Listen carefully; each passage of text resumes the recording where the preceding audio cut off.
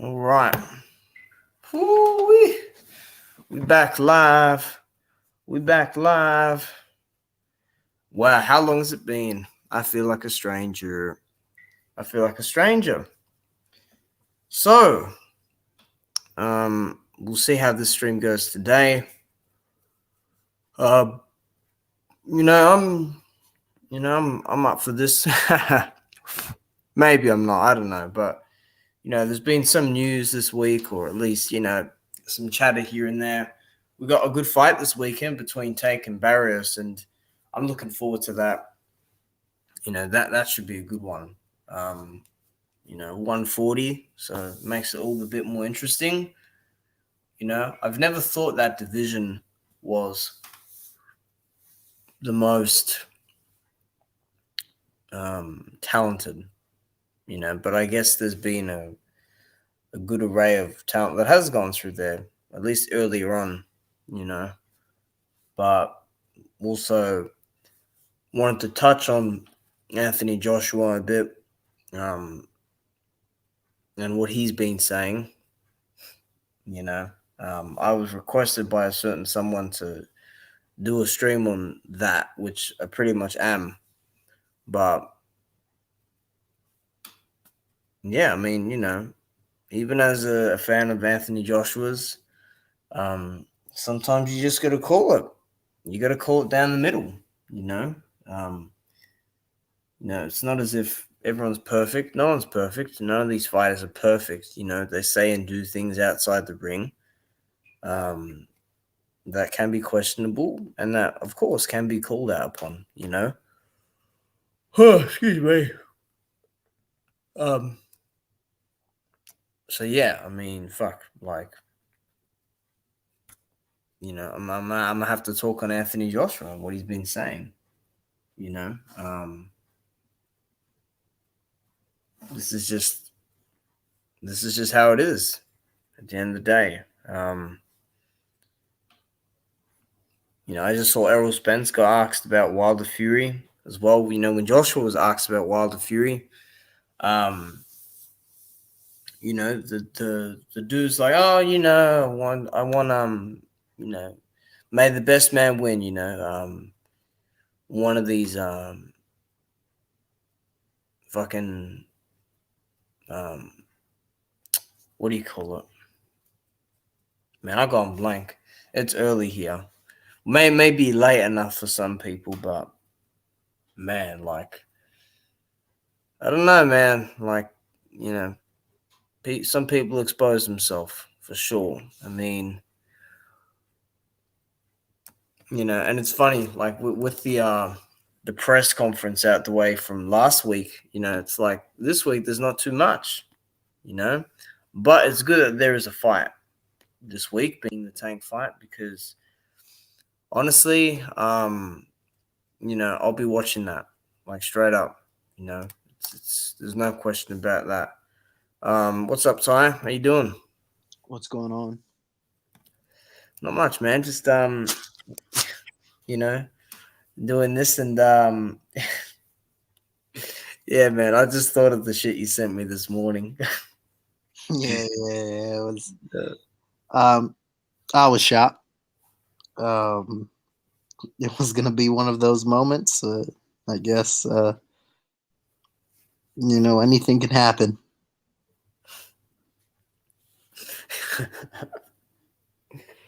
oh my lord! Holy shit! Right. Yeah. Are you excited for the fight this weekend? Do you think it's a good fight? Lubin Rosario is the one I'm looking forward to. Yeah, I like that one. That's a good one. Like That's an interesting one. they just fight so differently. Um, Well, Lubin is good on the inside as well. So we'll see yeah, what he wants to do. I mean, this people would say to um uh that Lubin should box, but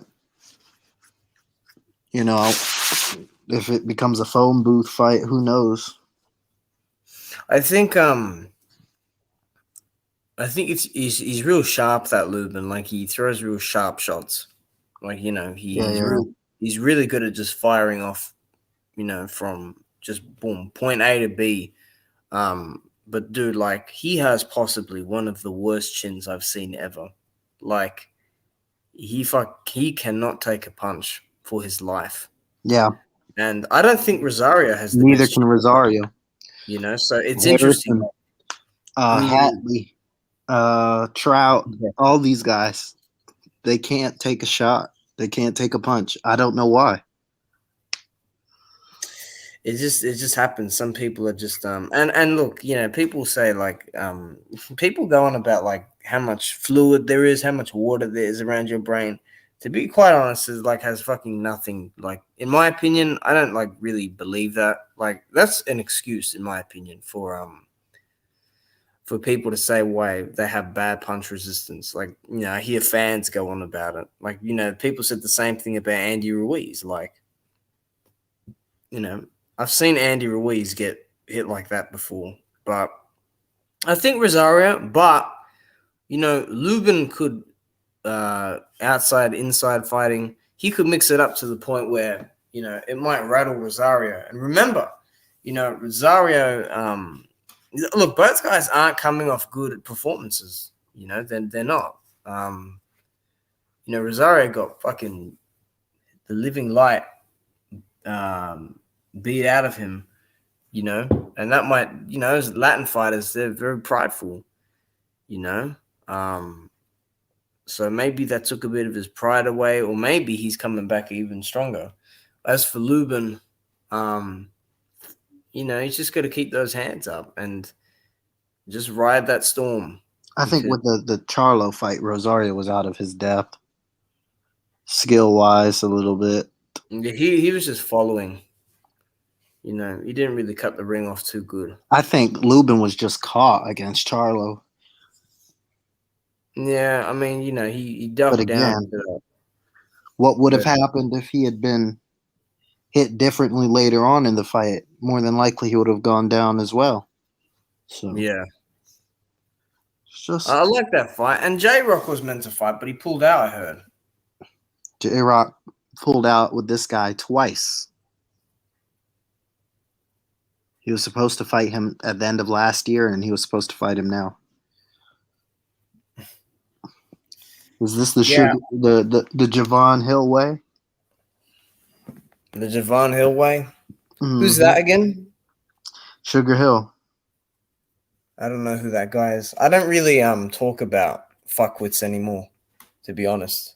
Yeah, but he trained J-Rock now. Apparently. Yeah, I know. Like, J-Rock's a bit weird. Is he Muslim? Yeah. Yeah. Yeah, he don't carry himself very very well sometimes. I mean, fucking hell. Like, does he kiss his mum with that mouth he's got? He says some real bad shit, man. Like, fuck. I don't know. Like, he thinks he's better than he is, but his chin limits him. Yeah, he's good. I like what he did with Jarrett Hurd. That was like good, but like that was surgical. I mean, that's all he's known for right now, and losing to Charlo by half a duck uppercut. Half a dub. Hey, before we move on, have you seen this thing going on with Nate Diaz and Usman? No. Okay, Nate is talking shit out of nowhere, and Usman's not happy about it. The thing is, somebody needs to beat him conclusively to shut him up right now. Nate? Recently. He got one punch in. Yeah, he got one punch in. And that's a win for them. That's a win. They're the worst fucking fans. I don't know if you know this language, Tyrone, but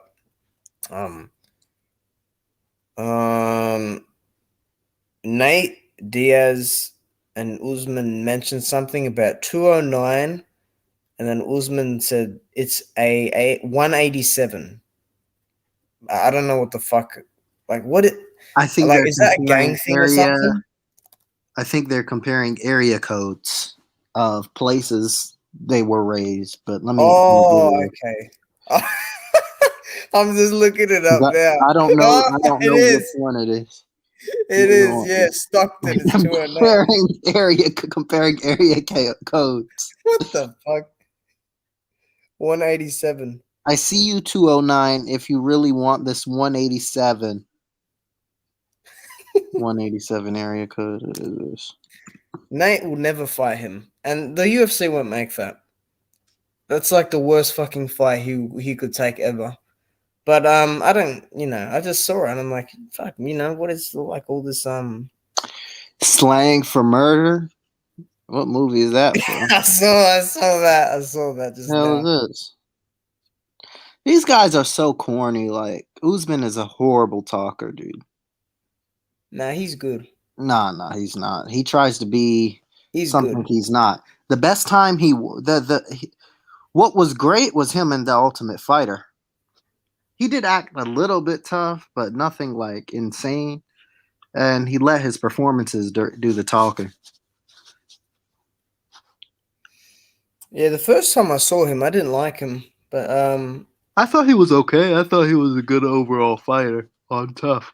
I'm like, man, this guy's way too confident. He talks shit, and then boom, he fucking just impressed me. Because it was the lead up to a fight, and boom, man, BFTB is posting a lot as well.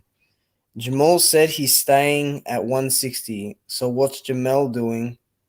Because that man is coming, and he put a picture of Errol Spence up. I don't know. Like I caught you guys, Alpha player, and yourself on the stream the other. Was it yesterday or the day before? You guys mentioned Jamel and Errol Spence, and you were talking about that matchup. But who do you have in that one? I believe you said Errol. Yeah, Spence would. Spence would beat him up, dude. Fuck, man. That Like, wide winging shit is not gonna work. yeah, he'll block all that. When he fucking like swings. Did you see like in the second round of the Harrison fight, like Jamel just like threw this left hook and it was like fucking. And it landed. No, not that one. It was a different one. I think it was after the knockdown. It might have been like just this big. It was either a left hook or right hook. It was like out of just fucking nowhere, like from his hip, he just threw it. He did a Devin Haney punch, pretty much, just completely Nah, missed. Devin Haney's punch was something else, dude. He literally dragged it from his heel. Yeah, that was not good. No. Yeah, I heard the stuff that happened in sparring. Like he dropped Jamel with a body shot or something. Mm-hmm. Um, He's too strong for him. yeah, I've seen the footage as well. I mean, shit, like fuck, I gotta find it. I think Champside put it up. Champside put it up. He's got all the exclusives. I think the pressure might get to Jamel. I think like just because I think those two twins. I don't think they like it to the body too much. No, the both of them, no. You know, you know, two of America's most wanted. What's good? Hey, what's good, Stormy man? Good to see you here. Oh my god, yeah, man. All of a sudden, all the news is coming out. Oh my god! Hey, Tyrone, look at this. Look, see, Tyrone, this is what I'm talking about, right? With this MMA thing, right? You got guys that do all this talking and then they turn down fights, like Luke Rockhold. Oh, the Muslim guy? Yeah, he accepted a fight and he's like, "Oh no, I want to stay at 170." All respect, but I thought you would fight anyone. Yeah, that Chimaev's that's a weight bully. That's what you call a weight He bully. talks a lot as well. Yeah. They all copy each other because they don't know English. I smash. I will smash. No, It's he's not that hard to take English lessons, you know. If I were in a country and I was fighting somewhere else, then I would try to do my due diligence to learn the language, you know, sort of competently. Like, I try to I try to learn what I can. Um, watch I viewed those links. Thanks. Yeah. I just did a quick search, and because I remember watching it back, and yeah, I actually forgot about the whole European title thing, but I don't really know what to make of the whole situation between those two because Chisora kind of was like, "Nah, don't worry about it. He's too young," and then Chisora versus who? Joshua, um, How because how how long ago was that? December 2015, Jan 2016. Um, Well, they trained from the same gym, didn't they? yeah, they did. That's what Chisora spoke on. Yeah, that's Um,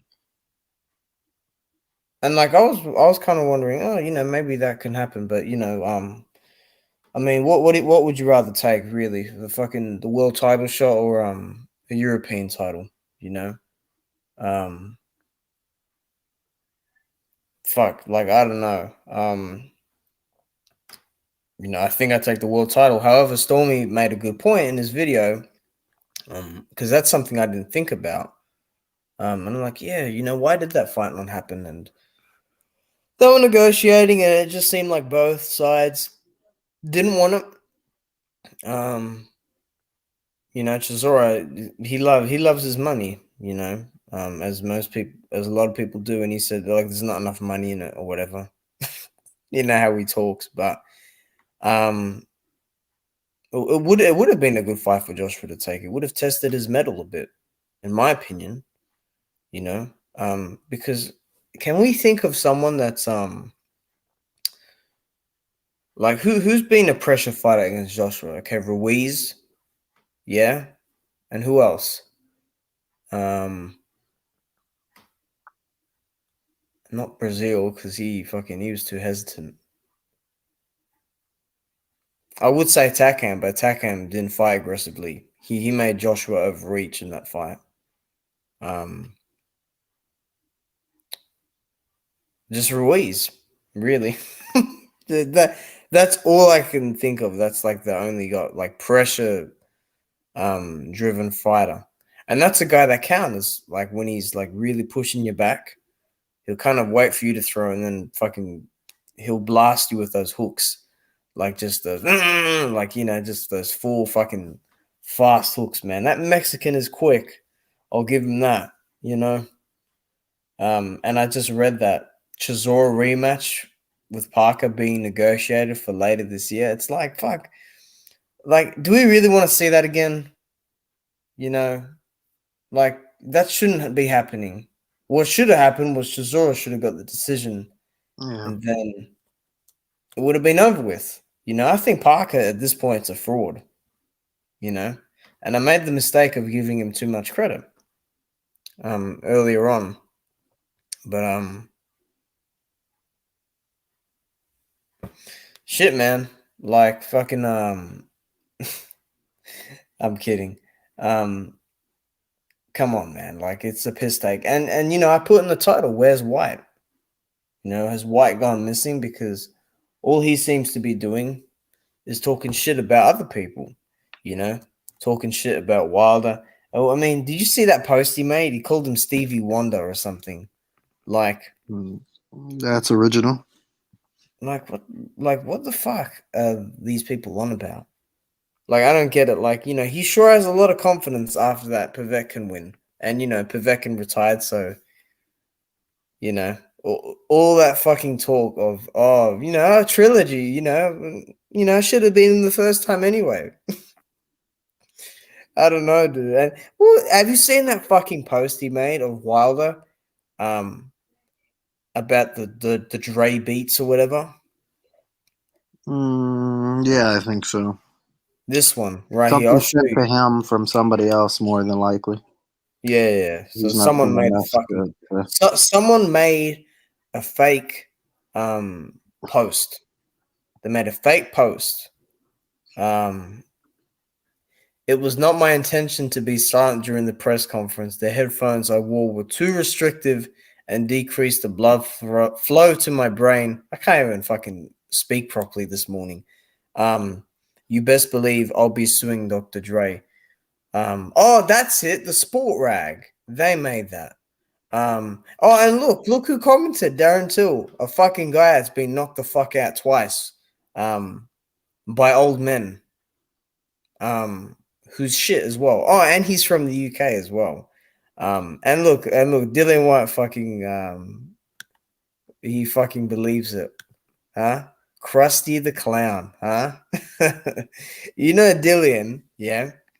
He's going to get seriously fucking hurt again, okay? Because, like, I think Bacoli beats him.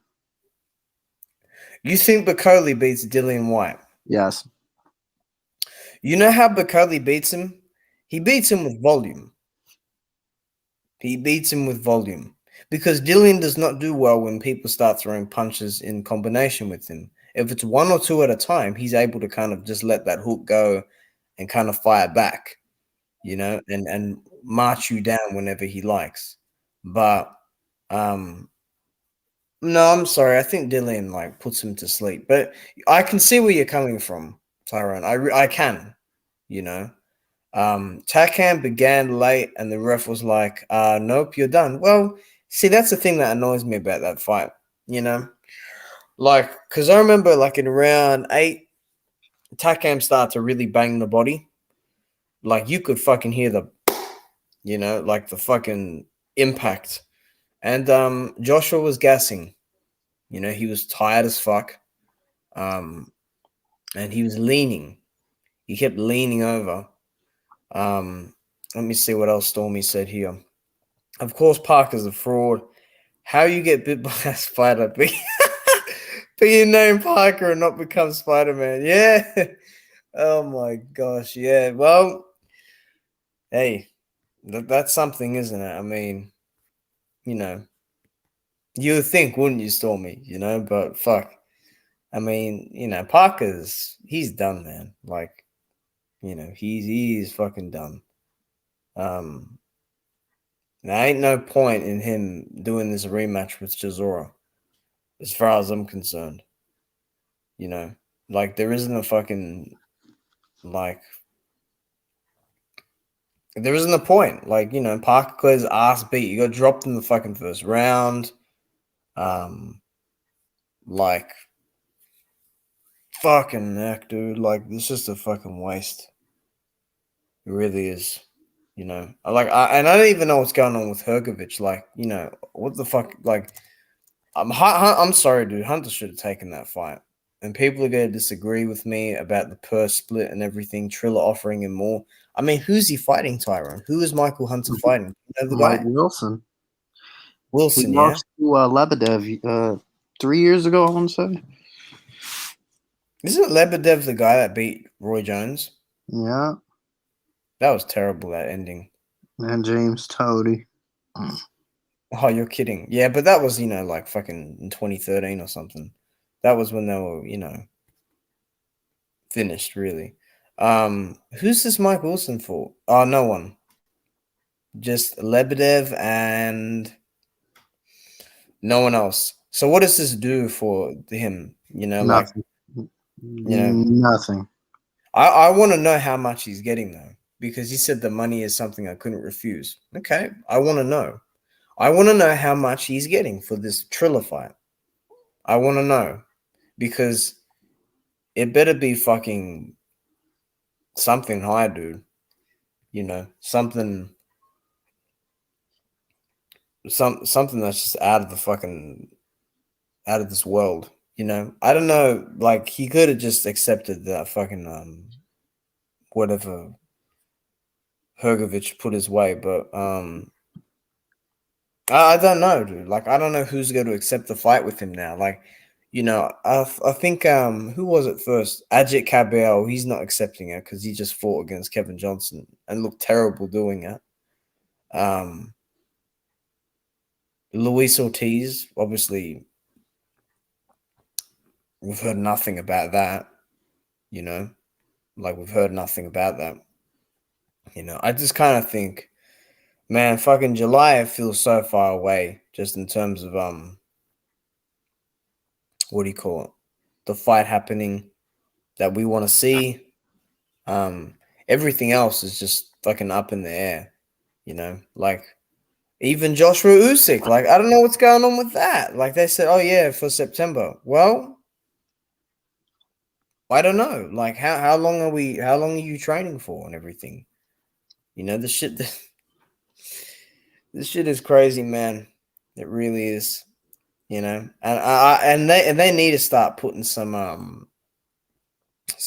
better fights out because I'm sick of seeing Michaela Meyer or whatever her name is. She keeps popping up on YouTube. You gotta handle that with your recommendations. Just unrecommend or do not show again. Yeah. Usually what I do. No, like, fucking I don't know what's going on with that, It's crazy. Like, oh boy. This is fucking nuts.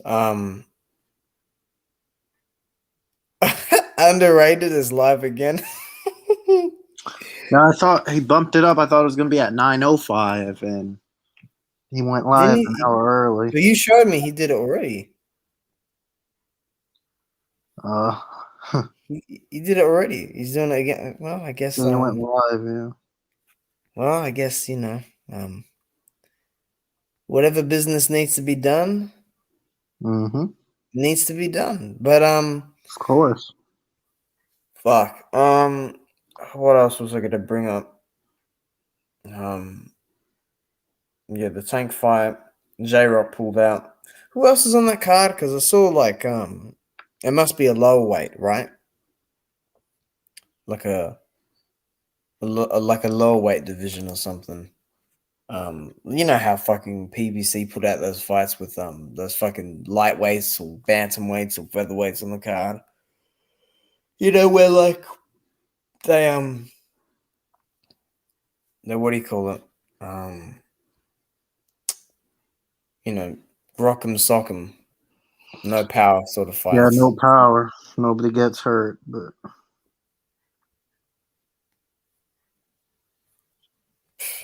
No one gets hurt. Yeah, that fight with Vargas and that Cruz, that in my opinion, the near ending to that fight was shit.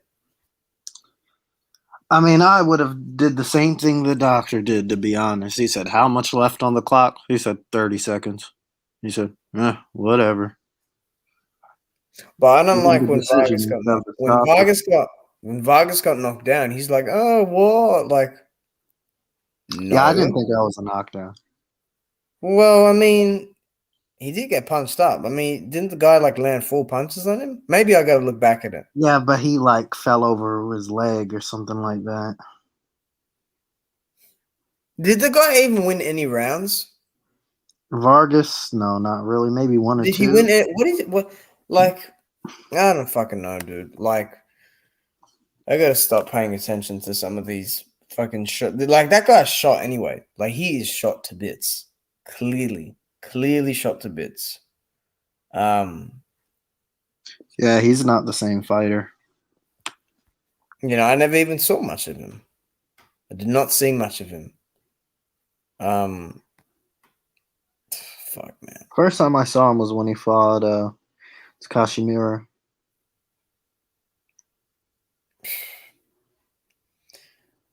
That fucking fight with Jamal, I didn't speak on it really.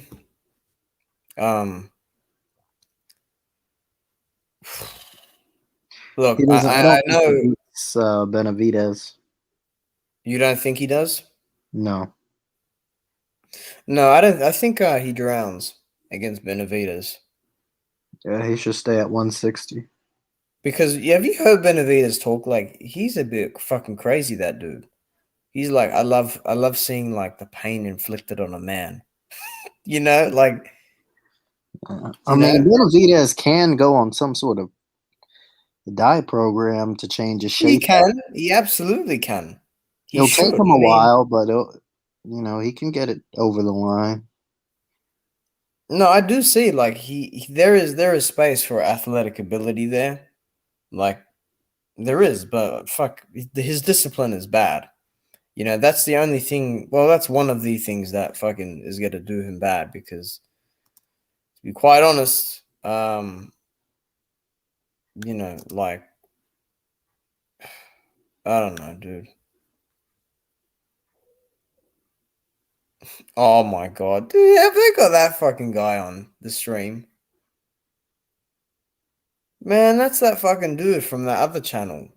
That fucking I'm not even gonna mention the fucking channel name. But yeah, who gives a fuck?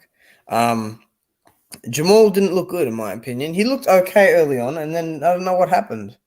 Um, did he get tired? Because that's the biggest I've seen him. That's the biggest I've seen him, and he looked gassed. Mhm. And I saw remnants of that in the Sergey Deverenchenko fight. When Sergey was just pushing him back. And it's not like Derevinchenko was fucking landing much clean either. He was just hitting the arms and elbows. That's all he was really landing, But for me, man, Jamal, it's like he tries to knock you out with every single punch, like the jab, the fucking hook, the straight right, the uppercut. Like every punch is going to be hard. Like I think Jamal is better. I do think Jamal is better. You know, um, despite the loss, I think he's better. I think he boxes better. Um, I think he doesn't. I think he's a bit more. It doesn't even suit his outside personality. I think he's a little more measured, as opposed to before.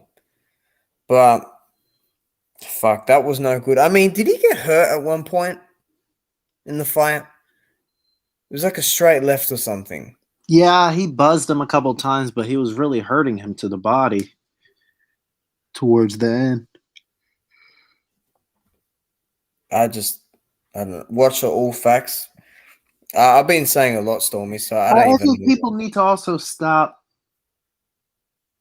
uh, just because their favorite fighter or a fighter they're fans of or a fighter they think is a good fighter struggles with somebody, that doesn't automatically mean that person he struggled with is a good fighter himself.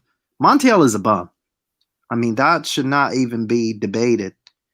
It's just a bum who put everything he had into training camp. Yeah, he had a good conditioning. And He Charlo was, didn't do the same. So this is the result. That doesn't mean we uplift Montiel and say Montiel's going to be a world champion. A world champion of what?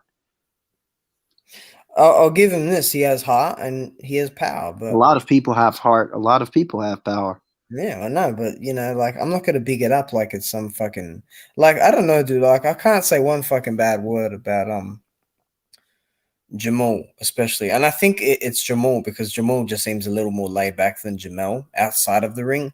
Now But fuck, like my whole Jamal thing with deserves that, criticism as well. when I was watching it, I was thinking to myself, So that was a cash grab, you talked all that whatever shit, penny it was.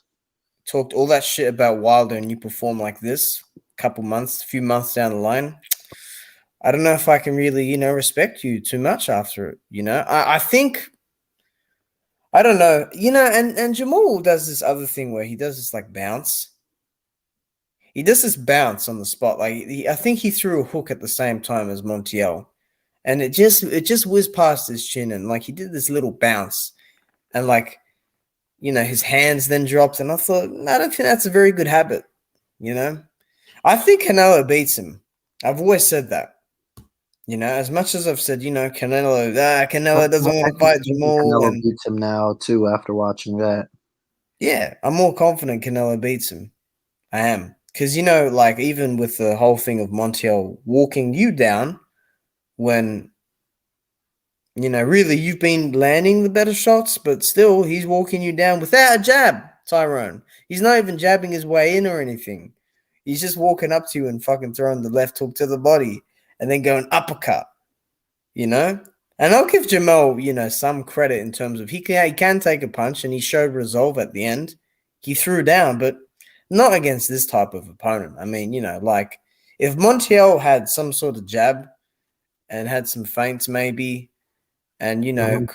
could vary the attack a bit more, maybe that fight turns out different. Who knows? But I'm not gonna sit here and big up Montiel. I mean, fuck, like the guy Link. Oh, you want to hop on? Okay. Um, I don't know, but like for me, that fight's a blur now. Like I'm just like fuck it. Like he performed the way he did, and that's that. Um, yeah, I don't know, man. I have no idea. And um, I saw Terence Crawford and a list of opponents he could potentially face. Did you see that? I heard he's fighting Zepeda. Zepeda, Ramirez, or Prograis. That's what I heard. Now, who do you think out of those three he would pick? They're gonna give him Zepeda. I know who he'd probably want Taylor, but they're gonna give him Zepeda. Zepeda.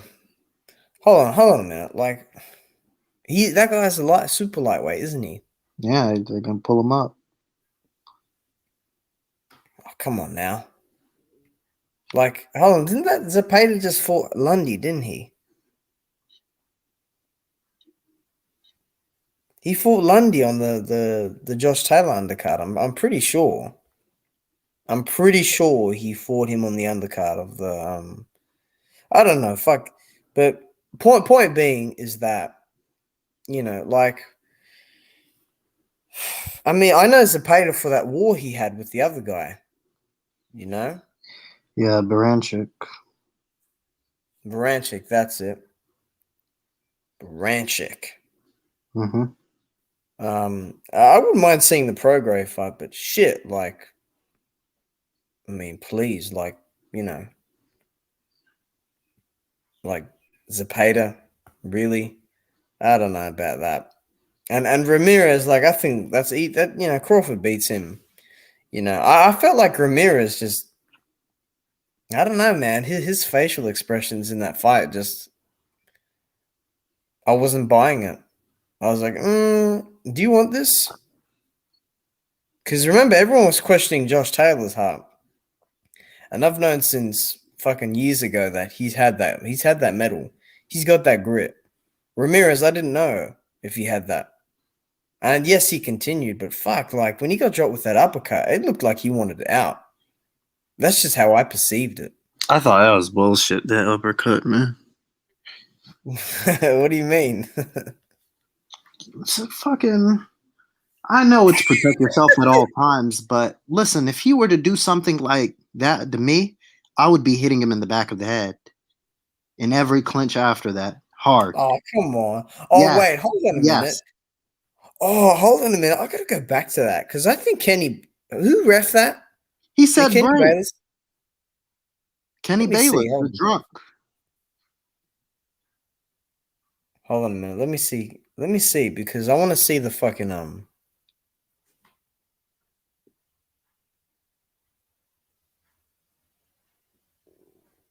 Just let me see this. Let me see this fucking fight. This is Ramirez uppercut. The uppercut. Because I think Kenny fucking put his hand there, didn't he? Yeah, he did. He put his hand there and said break. Yeah, Ramirez rhythm stepped too much in that fight as well. Fucking hell. If you want to give your position away, do that all the time. Man, you cannot be rhythm stepping, especially when you go in like that and get countered on the first knockdown. I mean, fuck. Like, come on. I'm sorry, dude. Like, do protect yourself at all times. Okay, but I mean, I'm like pausing this. Yeah, fuck. Look at this. No, totally, Come man. on, man. That was bullshit. The uppercut. Let me see this. Fuck, what is my computer doing here, Right man? there, he said break. He throws the punch. I don't know. Let me just Protect fucking. yourself at all times. All right. Make sure you protect him when I'm hitting him behind the head. So I can grievously injure this guy.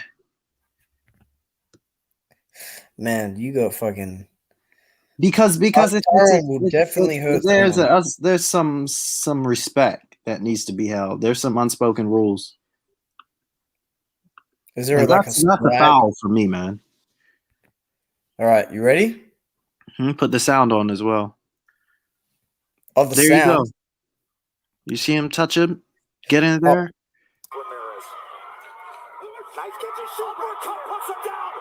The fuck? what'd you say? The fuck? He was right there. Why would you do that? Like, look. Why would you do that? Why would you do that? And look, you can hear Josh going, like ready to Yeah, fucking he's a do it. dirty fighter. He's pretty grimy in there. That facial expression, I'm sorry. Like I fucking would be hell. upset. Now, did you hear your favorite Tessitore? Unfortunately.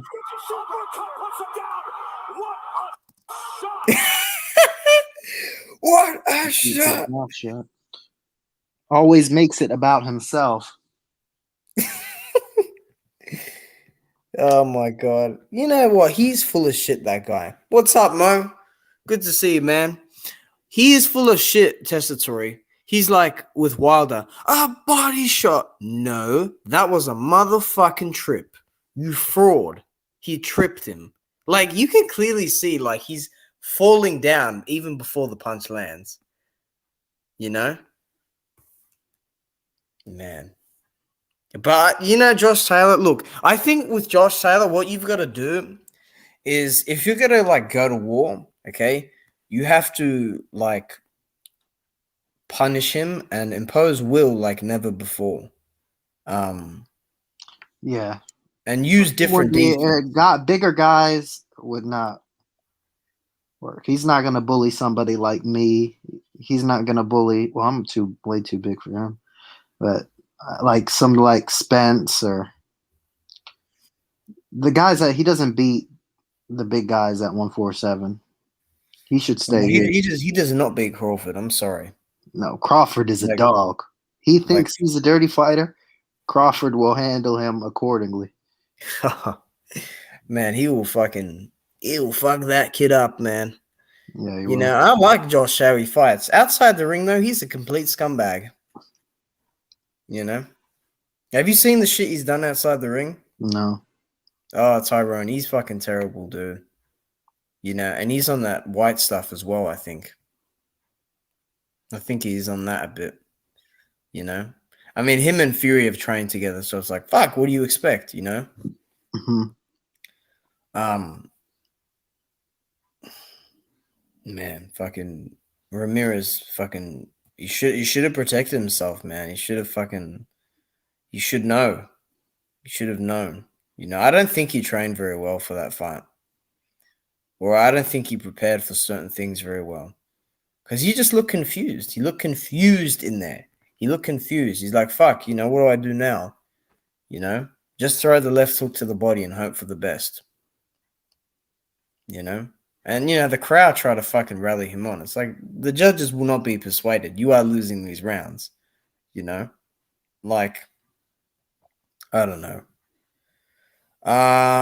Boxing, someone made a video about me, but not mentioning my name. Who? Let me see.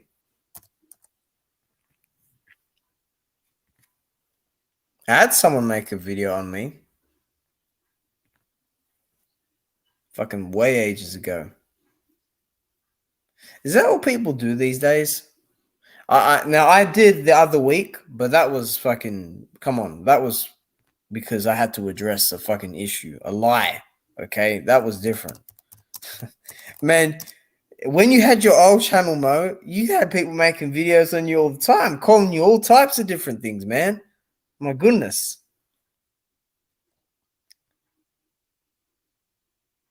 What video was it? Was it today or was it yesterday? Oh, this is the guy that fucking rides a jugba. Yeah, yeah, he's a real fan of a jugba for fucking sure, dude. Um,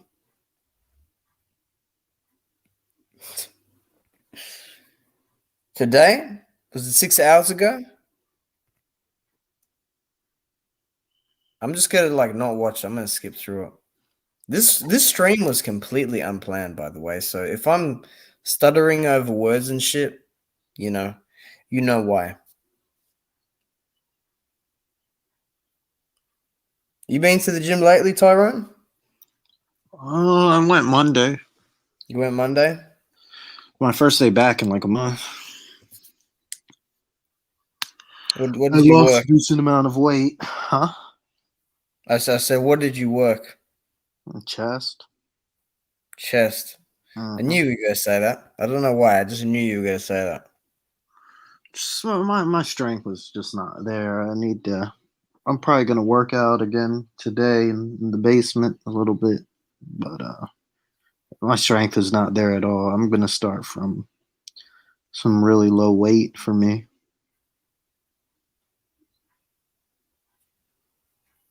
Hey Mo, I mean I didn't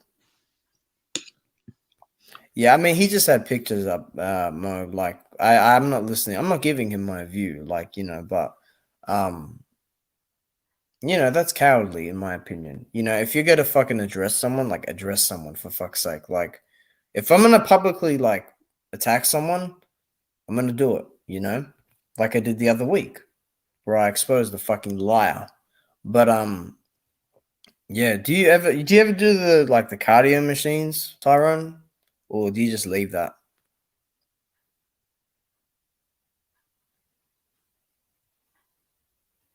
What was that? I said, do you work your cardio a bit at the gym? Like, do you use the machines there for No, that? I used to. If I do it, then I'll start dropping weight like a stone.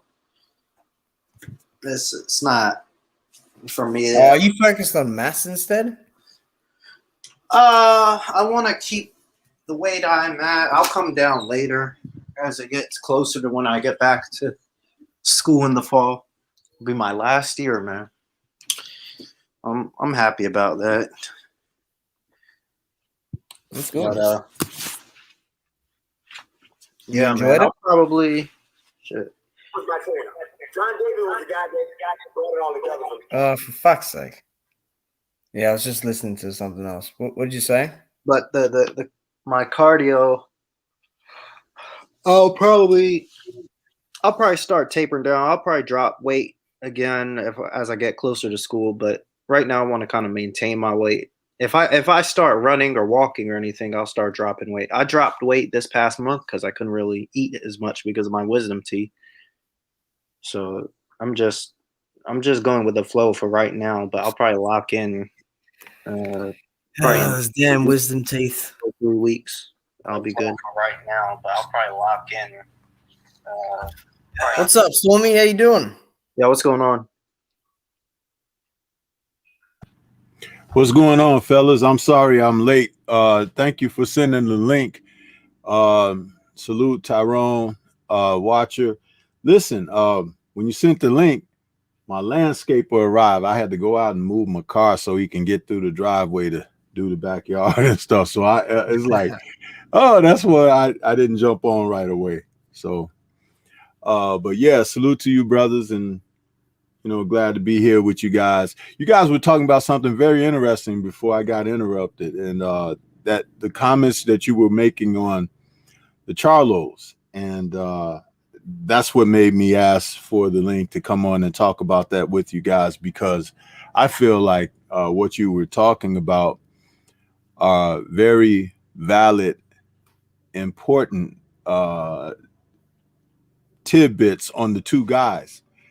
And there is a huge divide between them as far as their fighting ability and their temperaments in the ring.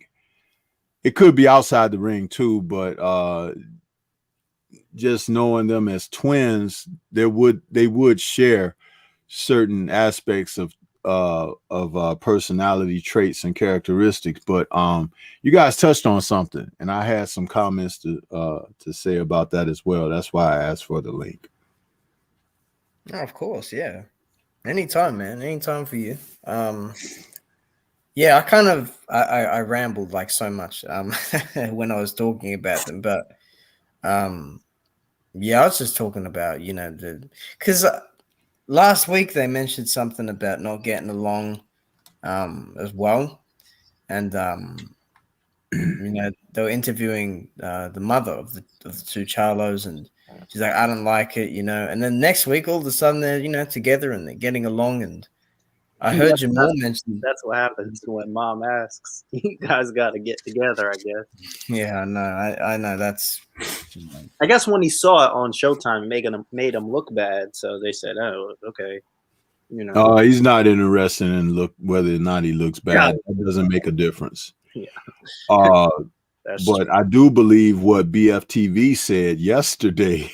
Oh man, he went in on those guys yesterday, and not in an intentionally vicious manner, but kind of like in a cynical way. But at the same time, there was a lot of truth in what he was saying, because, being twins, you have so many chromosomes and stuff like that. And he was like, one had more than the other. And it was very interesting. If you didn't get a chance to see that, please go back and check his show out from yesterday afternoon, because he talked about that.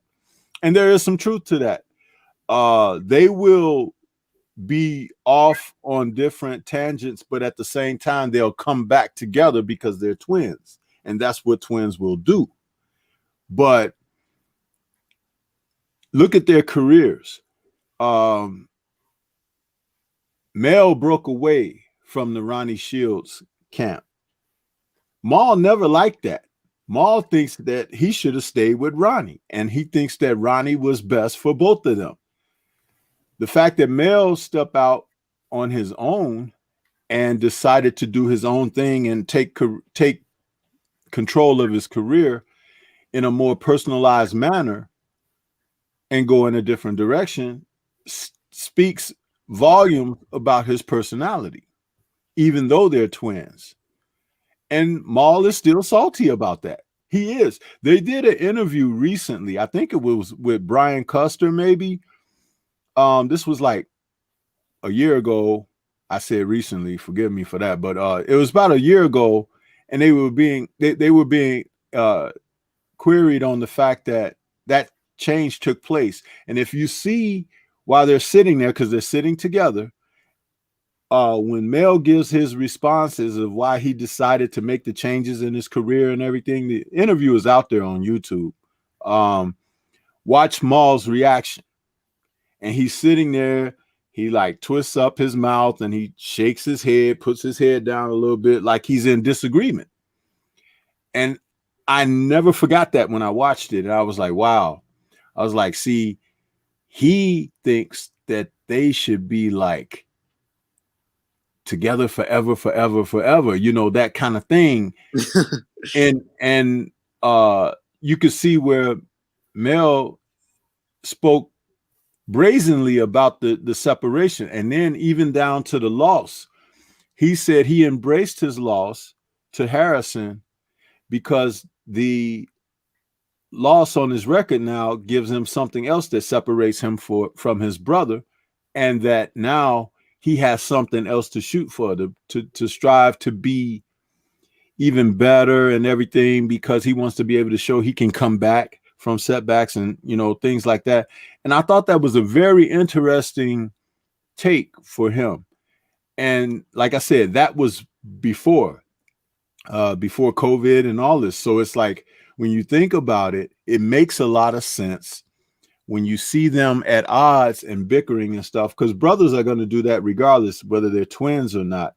But it speaks more volume about what's going on with them as brothers and twins. And then seeing that he's like nearly undisputed, and he's got this fight coming up with Castrano, and we'll see how that goes. But he's working from a different point of view from Maul, and I don't think that Maul has gotten better.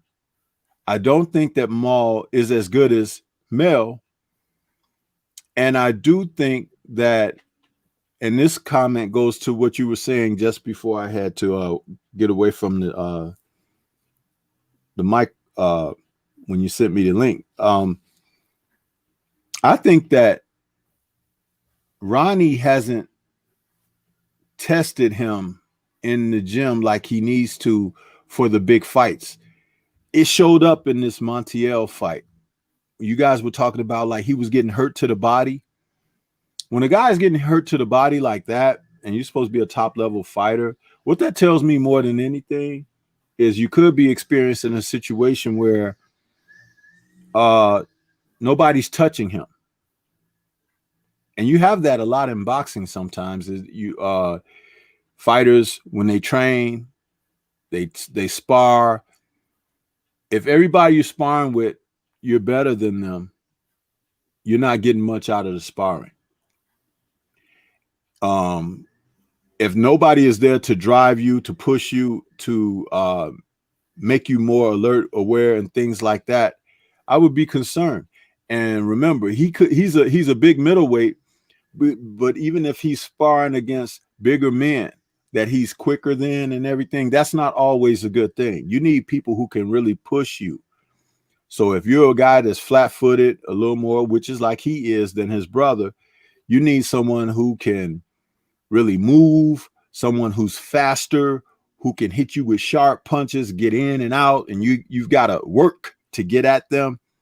I don't know that that's happening. Remember, there was a report about Okocinco training with them, and one of them knocked him out in sparring. So what the hell is Ocho Cinco doing in the ring with those two guys?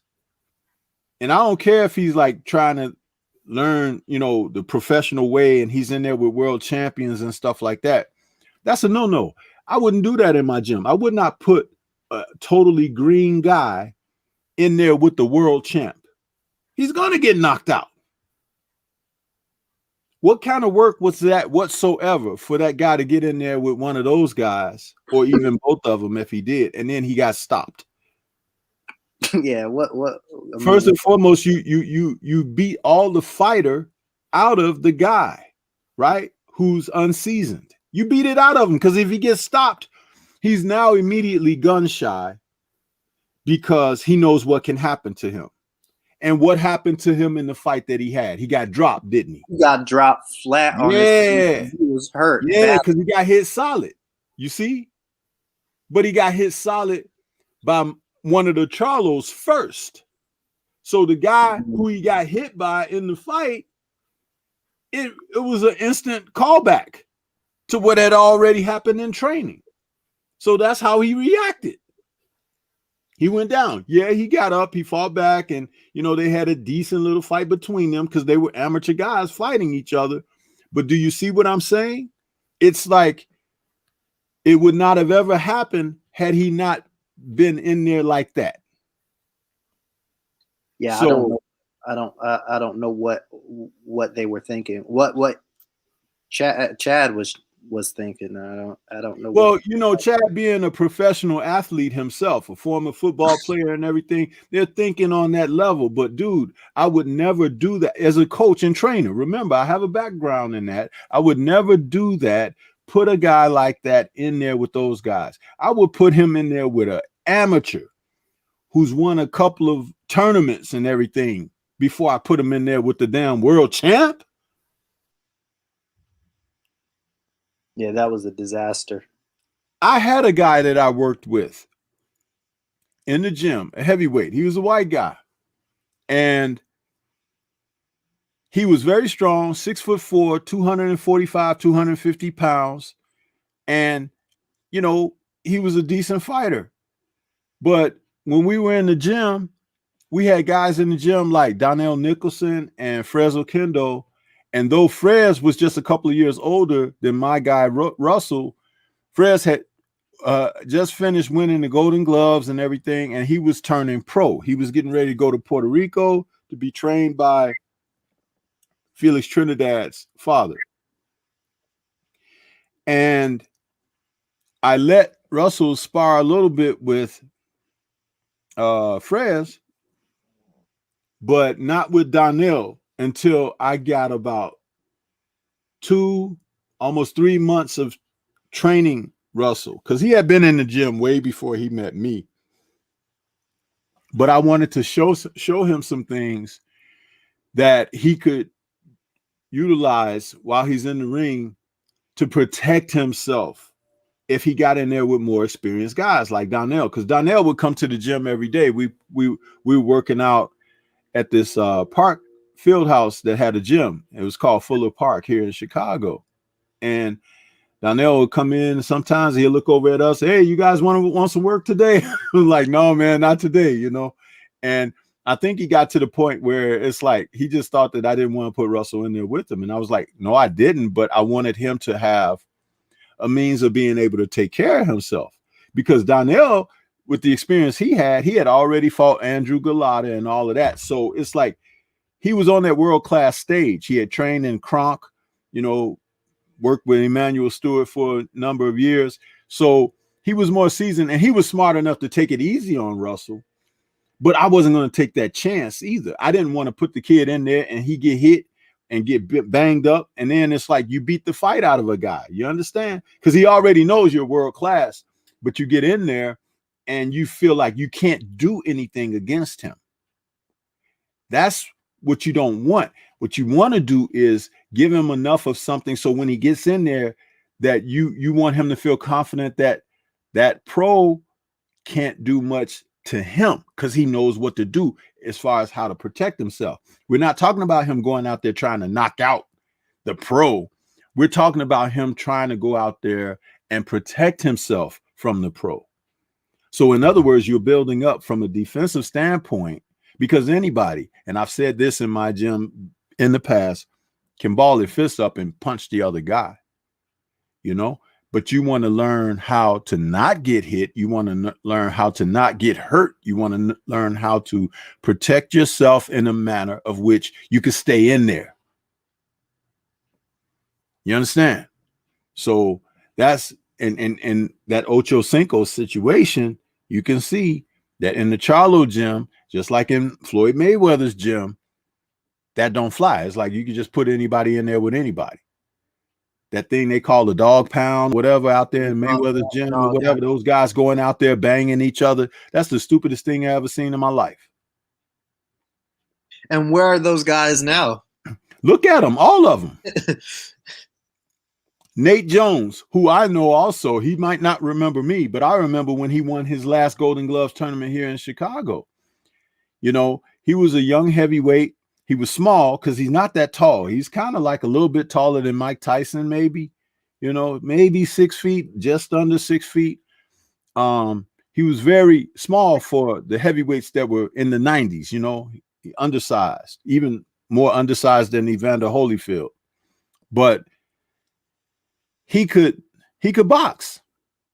But I noticed that when his pro career didn't work out very much for him, he's out there in Mayweather's gym out there, and the manner of which he does things out there and how I know Floyd's taking very good care of him and things like that. Financially has helped him out and done things, but I'm just saying that Nate knew a lot from coming up in the gyms here, and he could have, if he was going to be a trainer, he could be even better trainer. But it's like that philosophy that they have out there. Remember, Floyd was the man, and he was always going to be the man. But those other guys up under that umbrella are fighting in that dog pound, whatever they call that thing, and they're out there banging up each other and stuff like that. That's not learning boxing. You just learn how to take punches and, you know, and give punches, and you're out there banging each other up. I'm sure a few of those guys have had to make a trip to the hospital. Or two. Yeah.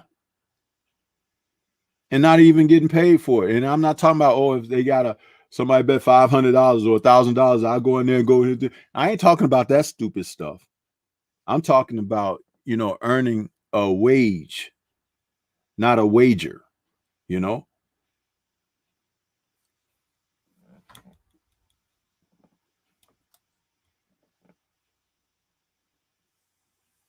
Yeah, man. Yeah, so people just need to take their time with guys and really not force anything because you could end up like Ocho Cinco there. He like flopped, like you could tell he was hurt before he kind of hit the ground. It wasn't one of those flash knockdowns. When you fall on your face like that, you were out for that, those couple of seconds. But notice what I said, Tyrone. He got knocked out by one of the Charlos in training. Yeah, so chin's automatically gone. It's gone. If it hasn't built up to that, like it's like, look at it like this. Check this out. This is a perfect analogy. You're in 8th grade. You're playing ball with all your other 8th graders, right? And you're doing pretty good. You could be the star of the middle school basketball team and everything, right? You're doing good. But you're going out there against a senior in high school or a guy that's a freshman in college, right? Many steps and levels ahead of you, and probably many levels of strength and growth ahead of you. Are you going to be able to match up against those guys? No, it just takes the confidence out of you. Exactly. It's the same thing. Or if you're playing football, same thing. A defensive back that's in the 8th grade, Pop Warner League with you, when he hits you after you've been trying to run and carry the ball, it's not the same as when that dude was playing for Ohio State as a freshman, huh? And then he hits you. It's not the same. So you would be like, oh man, this is kind of rough. I don't know if I want to do this. So you can imagine this guy, he got up every day, he ran with them and everything. And these were his words, Ocho Cinco. He told the story. It's out there. It's on YouTube. He said, man, this guy was, start off the first round. He was, looked like he was just filling me out or whatever. It said second round, boom, boom, bam, he knocked me out. Yeah. They set him up. Now, what does that do for the champion? Nothing. He didn't get any work out of it, but it always makes him feel good that he knows he can put a dude's lights out, right? So if you're talking about it in that kind of sense, it's like the civilian aspect. And that's why Mel walks around talking like he talks. But he has to understand that there's some people out there, civilians, that He'll put him in a spiral. Hey, put him in a coffin. You understand? He's talking that stuff about, having shooters and people who will go do life for him and all that foolishness. But just like he got guys like that he know, you don't think other people got guys like that? It's people that he'll never know in life that live for that stuff. He think that he's that. When you see, and that doesn't even ring smart, to talk like that, because there are people out there that'll challenge you, bro. And it's like, all they be looking for is chomping at the bit to cross paths. And he has no discipline outside the ring. That's the bad aspect. In the ring, he's a hell of a fighter. He's like, he was my top Thunderous top 10 guy. But he's shown some tremendous weaknesses outside the ring that I had to drop him from number 1. And because my Thunderous top 10 consists of a number of things that make you, that level of the sport. And I got a new list that I'll be talking about this Friday because of those things. Both brothers have dropped tremendously. They're still in my Thunderous top 10 because of the type of fighters they are professionally, but it's also because of how they are as with their personality and characteristics that have made them drop. Bud Crawford has dropped as well. for different reasons, but still character-based reasons. So you see, my assessments are predicated on more than just the physical ability. Remember, I like to watch old kung fu films, right? And there are always old kung fu film stories about a master teaching a protege, right? And the protege likes to carry the mantle of the master and has so much revered respect and things of that nature. And every once in a while, there's that story about the renegade student, pupil, who takes the teacher's teachings and goes out and in a selfish manner bullies the weaker and all of that and stuff like that. And then the master has to find somebody else to go get the guy and reel his butt in or take him out. Charlos. You see what I'm saying?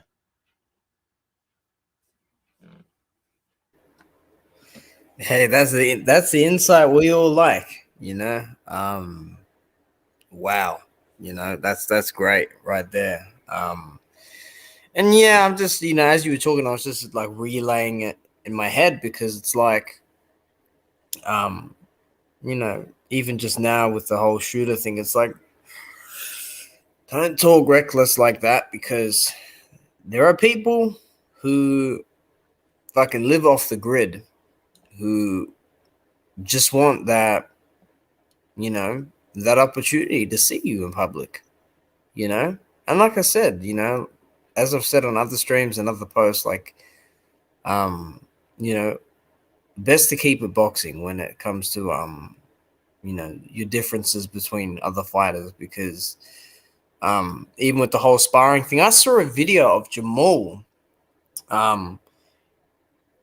He was complaining about someone taking too long in the corner during sparring.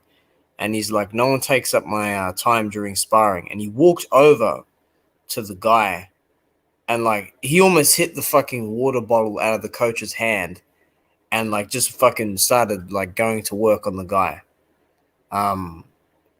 You can't find it now because on that social media, they like expire the stories. They're up for like 24 hours or something. But, I was like, yeah. You see what I'm talking about? That's the Yep. kind of thing that, see, because you know what? I think they both have their gyms in their homes, right? Isn't that correct? Or maybe Maul goes to Ronnie's gym, but we know definitely Mel has his gym in his own home, right? I think Maul made his own as well. Okay, well, but think about this for a minute. Now you're going there to train with these guys, and he's going to treat you like that. Is that a bully? See, because in the gym is where you learn discipline. How can you have discipline with behavior like that? And there's no one to preside over that. You see what I'm getting at? Yep. He told Mel, told Ronnie Shields, Maul told Ronnie Shields, don't go on the LDBC channels no more. This was like last year or something like that. Because, Ronnie had made a few rounds. He had talked with Drew Titan and myself. He had talked to KQKC. And when critical analysis had come up about him, where someone spoke of him in a critical manner, he told Ronnie, I don't fool with them guys, so don't go over there no more. So Ronnie, had to tastefully decline interviews further and things like that when he had already been on there with several different people. And that's unfortunate because Ronnie gave good insight. We didn't have to talk to Mel to learn things from his coach. But if who are you to tell the coach who the coach can talk to and not? The coach ain't gonna throw you under the bus. He ain't gonna make, but for you to just be like, put the silencer on him, that means that you put the silencer on him in the gym too. Who are you to fucking tell your coach, the guy that is giving you his time and his energy to coach you and train you, put the water in your mouth when you feel like your lungs are burning, and put the Vaseline on you and guide you. Damn doing that, Watcher. Who are you for this guy who looks out after your freaking life? Yeah. Because I'll tell you something. When I work with guys in the gym, they know. That's why I had guys looking for me to say, hey, man, I want to work with Stormy because of his mind, his analytical mind, where he takes me in the gym, how he makes me feel like I'm getting better, how I'm always learning something. Not that I put Vaseline on their face. They could put Vaseline on their face. They could give their own self water, but they can't see what I see when I'm watching them do what they do and trying to show them the proper way to do things and try to stay safe in there and be the better combatant in that jungle, because you can't see everything. That's what the coach has, is another set of eyes, and supposed to have the analytical mind to be able to help carry you through. That's what mentorship is all about. You're not a good mentor if you're not carrying a person from point A to point B, and that track is a track of advancement, not recession. It has to be an advancement where a person is gaining, not depreciating. So please, in my correction of you, forget about the person that's watering them down and cooling them down and giving them water and stuff like that. Think about these other things that I'm talking about, which is why you've heard me say this before.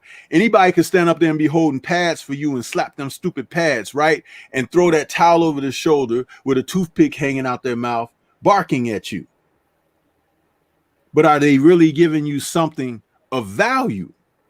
See, he's at a point now, particularly Mel, he's at a point now where that aggression, he's on the edge of not being able to control it outside the ring. Maul is so conceited, he's not as good as he thinks he is. And Ronnie has probably conceded a lot to him because he's been around him a long time, and the man has had some financial and economic success. And of course, until he breaks away from Ronnie, which I hope that doesn't happen, Ronnie will hold fast to that. But you also have to be a person of some dignity, where you know that, and he told us that in his interview with Drew and myself. He said that he's had fighters that have walked away from him and tried to come back in the aftermath, and he didn't let them back because, hey, they burn bridges. But you can't be that way for some and not for all. You have to be that way for all. You know why? Because there should be a level of respect and discipline. And you can see the guy broke it. He broke it when he told him who he could talk to and who he can't talk to. Because does Ronnie Shields come across as a guy that's going to come out there and talk ill of his pupil? No. You're just silencing him. But how many other ways is he silencing him? Oh man, Ronnie, he shouldn't have I don't know the whole full situation, but there should never be a case of someone saying, and it's media, like people are interviewing you, and it's people should be able to fucking get interviews with who they want, or be interviewed by who they like. I mean, I swear Drew did an interview with Ronnie or something, maybe a few months ago or something, and then one of the people one of the people you mentor, that you help, get in the ring and do your life, Yeah, I was on that show. I was on there. I think I remember it now. And he was dropping, all the knowledge on it, and he talked about, to a small degree, he didn't, and because he didn't want to go into any details, but he said that he and Effie Ajaba were no longer working together. Remember, and Drew tried to ask him, can you let us kind of know what happened there? And Ronnie was like, no, I'd rather not, touch on that, which is respectfully, again, that's what a man can do when he wants to hold the integrity of the relationship. And that's what he should do. But again, it wouldn't surprise me if Ajaba was one of those people that wanted to come back after showing his ass, you know. And I recently heard that Ajaba is over there in Fury's camp now. He and Jarrett Anderson helping Fury out, preparing for Wilder. Don't get me started on the jug, but No, but listen to this though. If Ajaba was still with Ronnie Shields, I don't think he would be over there with Fury. yeah, Because the ideal, and this is just my personal mindset, Ronnie could answer for himself. Fury could be a guy that Ajaba would be facing soon. You understand? And why would I put him over there and give Fury a opportunity to have a heads up or a read on him and learn what his strengths and weaknesses are or whatever before they have a chance to face off, you know? See, Klitschko was doing that kind of thing, inviting all the young heavyweights in, you know, to work with him and stuff. That's why Wilder and Whyte and Fury, all of them, they worked with Klitschko, you know, when Klitschko was the world champ earlier in his career before they became world-class contenders when they were younger. But the real good trainers know how to hold someone who has something back away from those situations, because just like Cus D'Amato told Mike Tyson when he and Lennox were sparring, and he was like, Mike, don't do that. You guys might have to fight each other one day. In other words, they were in the gym working and they were learning things about each other. And maybe Cus didn't feel that Mike was having a mental moment that was as strong as Lennox. And see, Lennox may have filed that in his data bank. Mike might have just totally forgot about it. That's probably why Lennox always felt that he could beat Mike, even though people said, no, he couldn't beat a prime Mike, this, that, and the other. Remember, Lennox was in the gym with him, so he knows. And he tells the story that when he first came out, he went up there to Catskills to meet Mike Tyson because he was looking for great sparring. And they were both amateurs at the time. And Mike showed him his film library and everything. He thought Mike was like the coolest, sweetest kid, you know? And then he said when they sparred, Mike jumped out on him like a buzzsaw and bust his nose and everything. And he was like, man, this guy tried to knock my head off. And he said the next day, he said, okay, I know what to do now. So, you know, the next day when they sparred, he was getting Mike. And that's when Cus called it off. See, Mike had that element of surprise for that first day of sparring, but a true fighter like Lennox turned out to be a true stronger man in character. Okay, turned out to be, he learned from that. And so the next time they got in there, he was giving it to Mike. And that's when Cus called it off. Cus didn't call it off when Mike was jumping on Lennox. Now you see Cus D'Amato, for as great of thespian, the mental aspect of boxing and all of that, as great as he was with all of that, he was still no fool himself. But that's a lesson and a teachable moment for all of us when you see these kind of things. So Lennox was able to do to Mike what he needed to do the first time, but he did not have the background. He did not have the information and data, right? So think about it. This is what I'm talking about when I talked about the Charlos beating up Ocho Cinco in the gym and all of that. See, when a person is capable, they can do whatever. When they're incapable or they're going into the unknown, you don't know. So Tyson Fury having these young guys over there, they may be thinking that they're getting world-class experience from training with Fury, but if you've got world-class trainers around you, that's all you need. You don't need the experience of being in there with Fury because you might have to fight him one day. Hell, Jarrett Anderson may have to fight Effie Ajaba one day. You see? Oh, they might get the Asbury experience. There you You go. never know. There you go. But you know, um, But I'm saying all of this to just put it out there is like it makes so much sense when you understand what's going on, man. It makes so much more sense.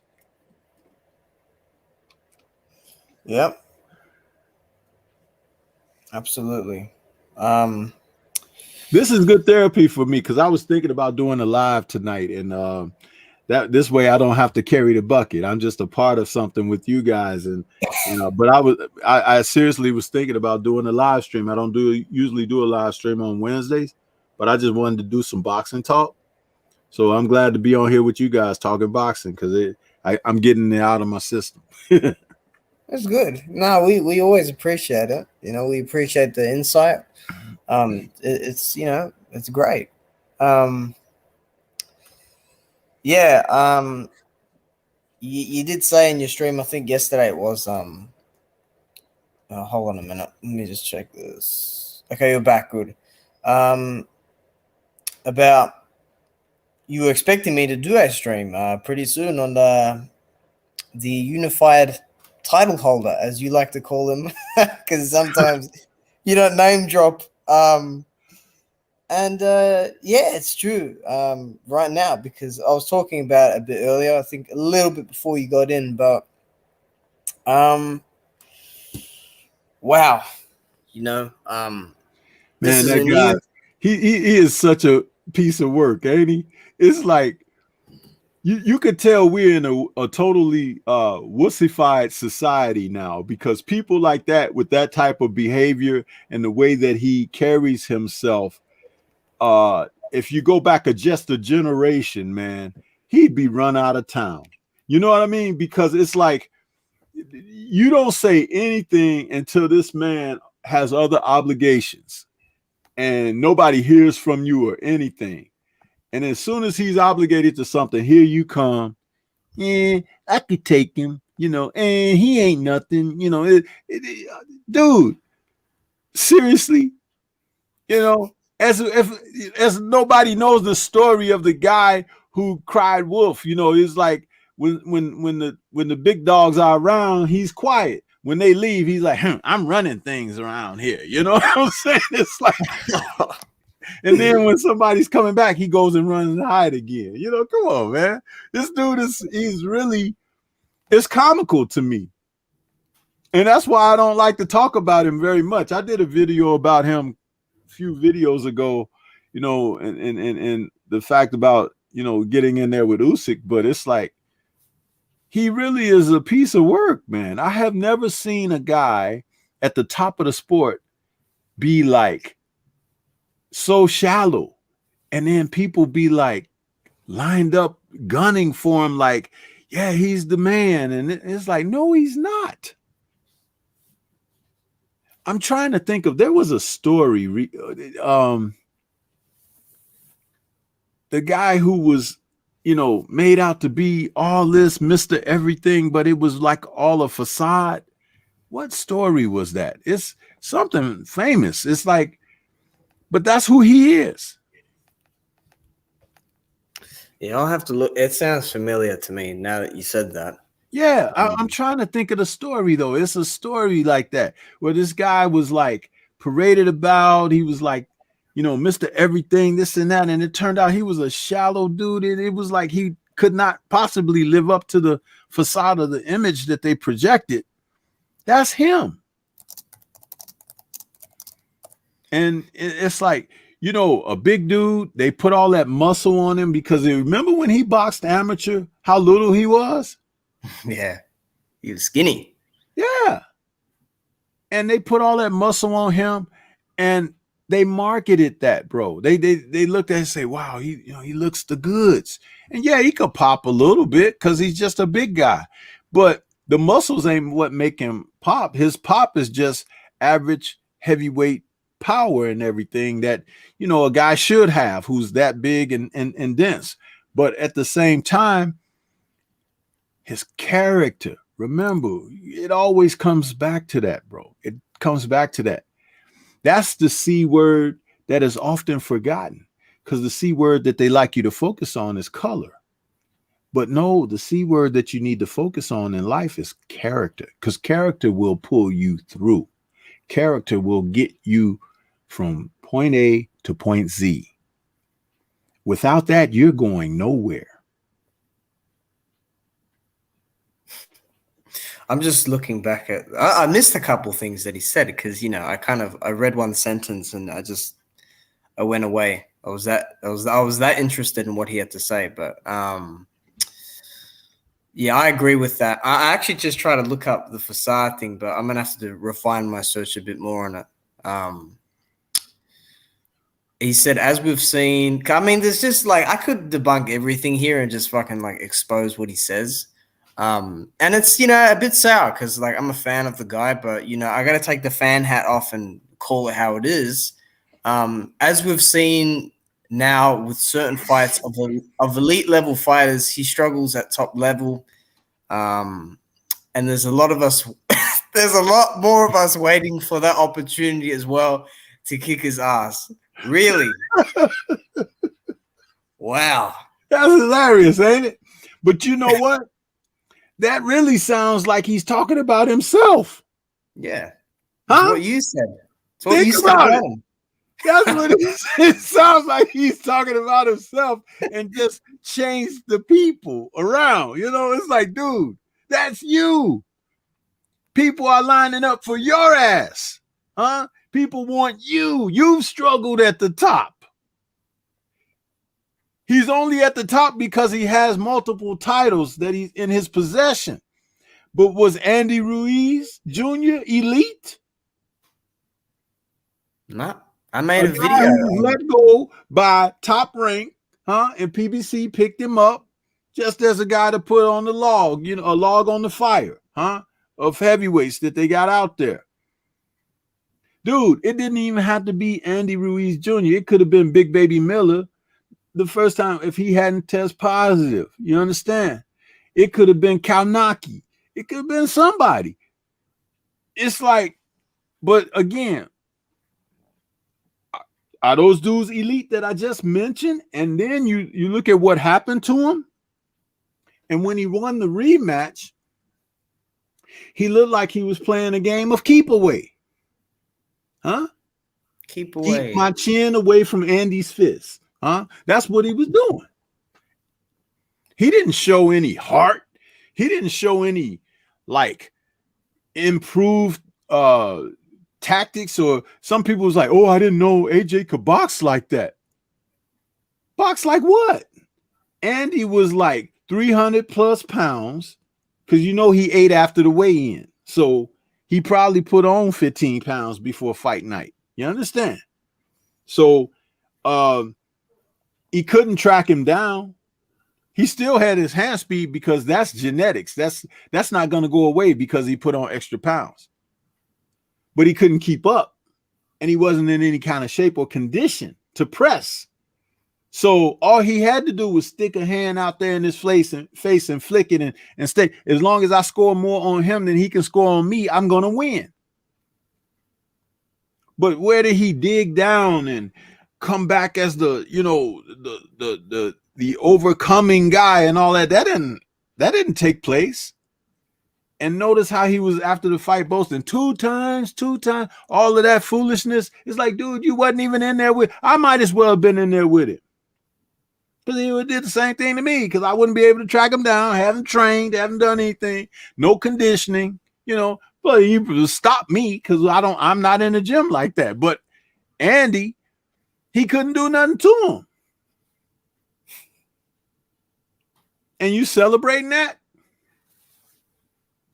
You know what he should have did after the fight was over? And he could have been much more respected for it.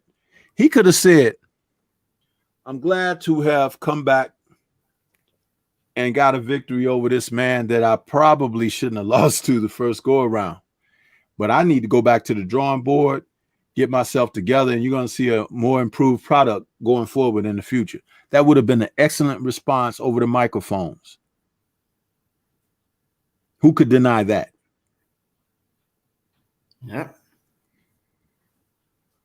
No. Instead, remember, I said this is about character. So if he's doing what he's doing, what type of character does he have? Bingo. Bingo. You look at the Well, character that Tyson Fury has. Bingo. Now you look at the character that Deontay Wilder has. And when I say Wilder, this is not trying to be lined up in support in lieu of him, you know, because I think he's a likable guy, but I do support him. But I recognize when you talk about character, that's always something to build on. And remember, everybody has said pretty much, we've seen the best of him. Fury just got his number. You know, if they fought 100 times, Fury would win 99 and all of that stuff that they say, right? But the worst thing you can do is tell a person who's of sound mind and character that they can't do something and then line up and stack the odds up against them. Watch them succeed.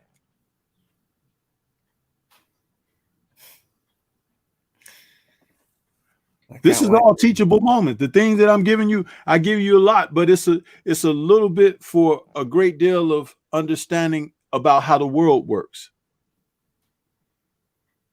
Yep, 100%. We got to take it. We got to all take it in.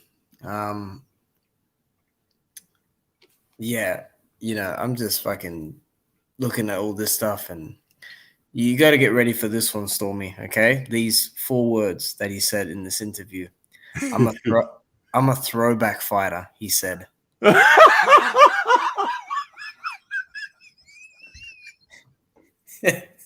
Do you want to replace the word back to away? Huh? Throw away. You know, I'm telling you, man, you couldn't write this stuff for comedy TV, man. This is ridiculous. Man, I'm a throwback fighter. Check the resume. I've been in with all of them. You haven't though. Like, see, this is the stuff, and you know, like, it was frustrating because like years ago I knew of this, but you know, Ortiz, he was meant to fight him, and they were next, you know, because those sanctioning bodies, they have to follow a federal court system in which whoever's next in line for a mandatory shot, there's a certain order. I think it's IBF, WBO, or WBA or something. But WBA was next. Ortiz was the mandatory. And they kept fucking pushing it back. Hearn and all his herniacs kept pushing it back. Herniacs. Yeah. They all kept pushing it. Go ahead. They all kept pushing it back. And then when the IBF jumped in and they were trying to, you know, save face and everything and pushing Ortiz back, Al Heyman's like, you know what? You're not going to get your shot. You're not going to get it. So we got to give you the WBC shot. We got to give you Wilder. And that's where, again, character comes into play. Wilder giving him an opportunity even after the failed drug test as it went on for months with that issue. There's that. The whole Chisora thing, you know, I'm kind of up in the air on that thing, but you know, guys like look how long it's taken to make the Usyk fight. I mean, he said here, I'm fighting a great fighter in Usyk. This could have been done a year or 2 ago, you know. Instead, you want to fight the caveman, the Bulgarian caveman, like, you know. Have they even signed to fight yet? I don't think they have. They have not. They haven't. See. And it's just a delay after delay, but it was supposedly signed between he and Fury, right? Where they knew that that fight could not possibly take place if the arbitrary ruling went in a different direction. So I don't understand what they're doing. They're just stringing people out, man. See, they're hoping that maybe Usyk will take another fight or something. I don't know. But it's ridiculous.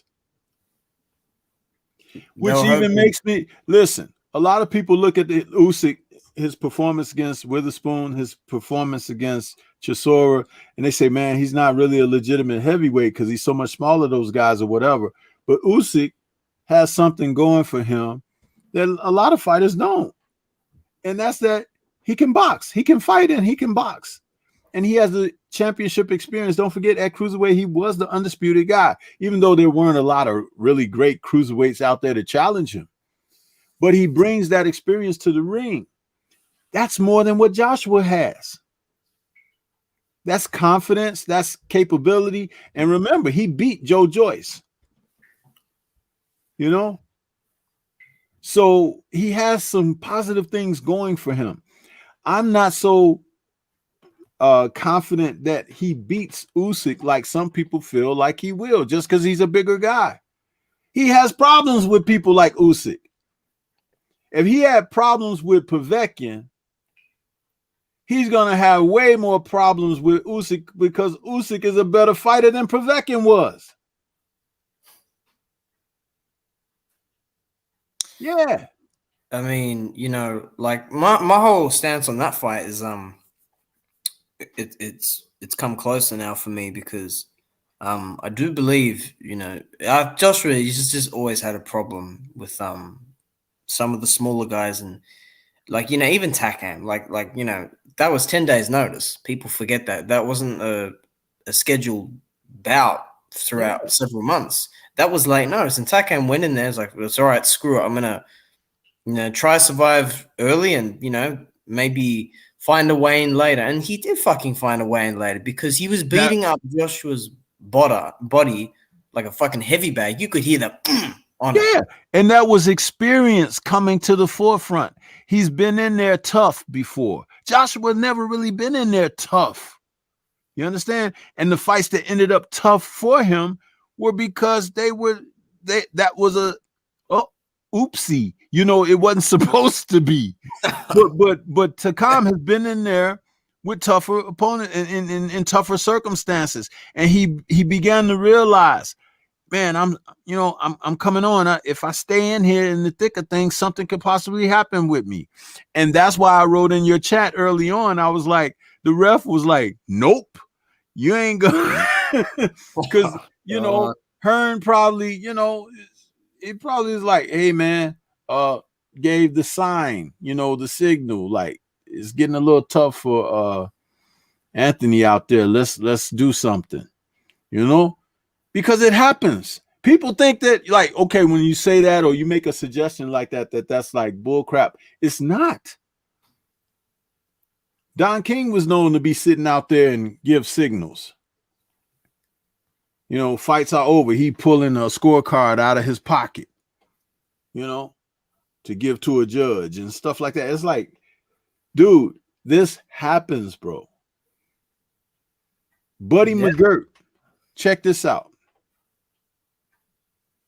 Salute to my man, Bruce Goes, because he provided me with this information earlier this afternoon. And this is my first time revealing it on the air. They were on a panel talking with Buddy McGirt.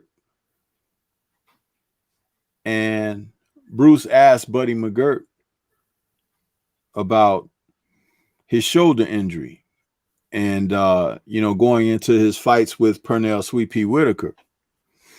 And McGirt told the story that he had gone to the doctors and they told him it was tendonitis in his shoulder, but he really had ligament problem and whatnot. But they told him it was tendonitis.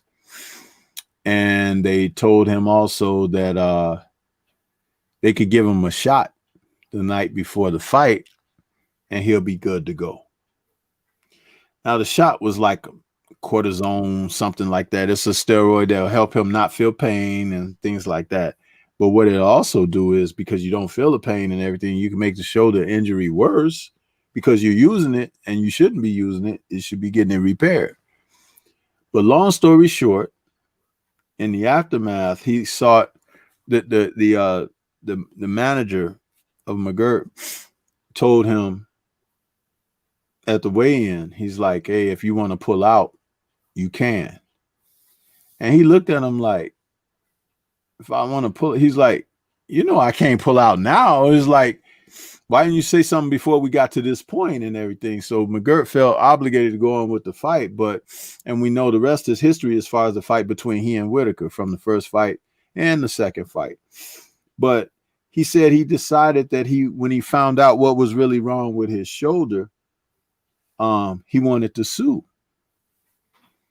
And the manager told him, he's like, well, you could get this, you get this lawsuit against this doctor, and you'll be taken care of for the rest of your life, your family, kids, everybody, because you got a good situation, good position here. But when it came time for representation in the legal situation, his manager sided with the doctor. And Buddy lost the case. And he said that was definitely a terrible rift between their relationship, But he said his manager is dead now. But the manager came to him about 10 years later and told him, he said, I have to tell you that the doctor, the reason that I sided with you, with the doctor, was because the doctor was mob connected, and they had threatened me and my life that if I sought the suit against him with you, that they would kill me. So that was the story. That's real. That's Buddy McGirt telling the story out of his own mouth.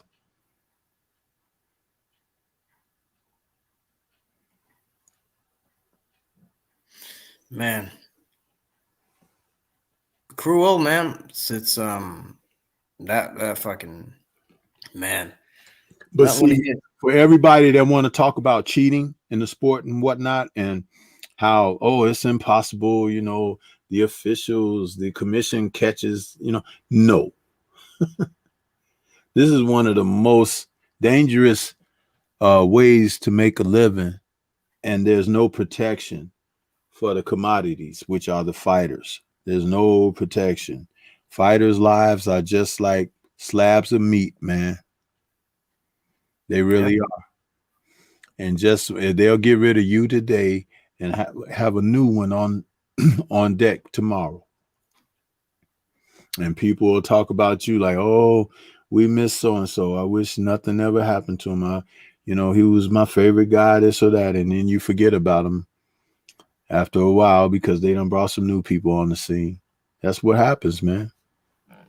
And you understand why I say the things that I say when I talk about taking care of guys. When you're a true coach and trainer, what that means is that as a mentor, as a caregiver, as a sensei, as a Sifu, whatever, you're taking care of someone and their well-being.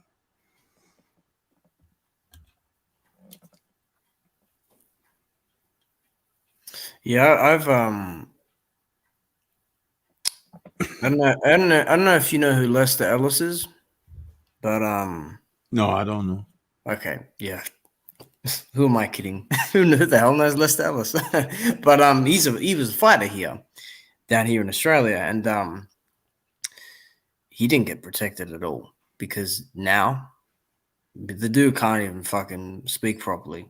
Like, and it's not just from the in-ring experience, but more of it being outside, just with no protection and just terrible people around him and around the sport. Because here in Australia, boxing is like the underworld, and Shane Mosley was right about it when he fought Mundine, because like a lot of shit went down, and a lot of shit still goes down here. I mean, there's just always a farce going on in the sport overall. I mean, you can you can fail a bunch of tests, and I mean, like, even fucking the UFC, that's another dangerous way to make a living. I mean, I'm sure we all know who John Jones is. Like, in 2019, he failed all the tests. All the tests he failed leading up to a fight with Anthony Smith. And it somehow still went ahead. And this is just recent news, the past week or two. But it just goes to show you that for the people being so dismissive, and we spoke on this like last year in August and July last year. I made several shows on it, and I haven't talked about it like in forever, it seems. But just don't be so dismissive of certain dirty business that goes on in the sport, because um, when you start to see abnormalities occur, okay, that's where there should just be a wake up call. I don't know, man. Like, people have just lost their integrity. The past year, especially, they've lost their integrity with the whole situation. And they just want to hide behind that curtain of, oh, the commission was there and this and that. Who gives a shit? I mean, there's a police force everywhere, but fuck, crime happens, doesn't it? Like, fuck, I don't know. Like, the explanations people come up with are just ridiculous. Are you back, Tyrone, by the way? You there? You still with us? Yeah, I'm here. I've just been listening in. Okay, yeah. I mean, who could not listen to Stormy, huh? I mean, Stormy brings the goods, always. He's always bringing that truth, always putting the hammer down on the nail. It's great. I appreciate that, guys. It's just that I try to bring what I can, what I have to offer. I'm not grandstanding or anything. I just talk it like the ways of life has brought my experience through. So I'm just glad to be able to get on and talk with guys like yourself and do what I do on my channel and everything. And you guys have seen me. I support people. It's funny how I don't get the same kind of support, but that's okay. But I just try to do my little part here and there. Yeah, and that's a good thing, about just the community of just content creators. I've been like, my channel, I think this official channel was open in 2018, but I was on YouTube long before I did this channel, and I've seen, if I'd like to say I've seen it all, at least on this platform, because I'm sure there's a lot more, but it's important to get certain things out there, and of course support other content creators, because you can really learn. You can really learn a lot just by listening to an hour stream. You can really, just get that knowledge, that ingrain that knowledge. And as we was talking before about Big Femi, aka AJ, he's saying, like, he best be careful of what he says, because when it comes time to step in the ring, I know what I'm capable of doing. What? Going on Bambi Street? Is that what you're capable of? Oopsie, Humpty Dumpty, had a great fall, because that's what I saw too. Didn't he say something about not being one of those tomato cans or something? Yeah, he said, I'm not one of those tomato cans, he beat. Yes, you are. Well, I mean, like, look, if we're like, look, I understand Wilder had, some developing fights. He's had a lot of fights. He's had like over 40 fights, okay? He's had like 44 fights altogether. Yes, he had some soft touches on the way up. That's how it's fucking supposed to be there. Everyone's had fucking soft touches. What about Gary Cornish? Was Gary Cornish not a tomato can? I mean, that guy was terrible. Like, I think maybe AJ might have amnesia. I don't know what Ruiz did to the guy, but you want to talk about tomato cans. If he's so bad, if he really is that bad, I just don't see why there was such a issue with making the fight in the first place. I mean, he's not elite. He's beat tomato cans, this and that, and your own promoter was, jaw jabbing about, oh, he's from Alabama and this and that. What's that meant to mean? Some guy from Alabama. When I think AJ's first real challenge was Dillian Whyte, Yeah, and look what happened. Yeah, it's like it almost went White's way. It was like somebody had to win. AJ just prevailed. That fight was worthy of a rematch. and they never had it. And I don't think they ever will, because Hearn doesn't want to take that type of gamble. That's why he's got Whyte in his stable and Grace's, because he could use Whyte, you know, as a buffing instrument. That's what he's been there. And that's how you know Whyte is about as dumb as a box of rocks, because the opportunities that he could have had. Remember when he came over to the US and he was scouting?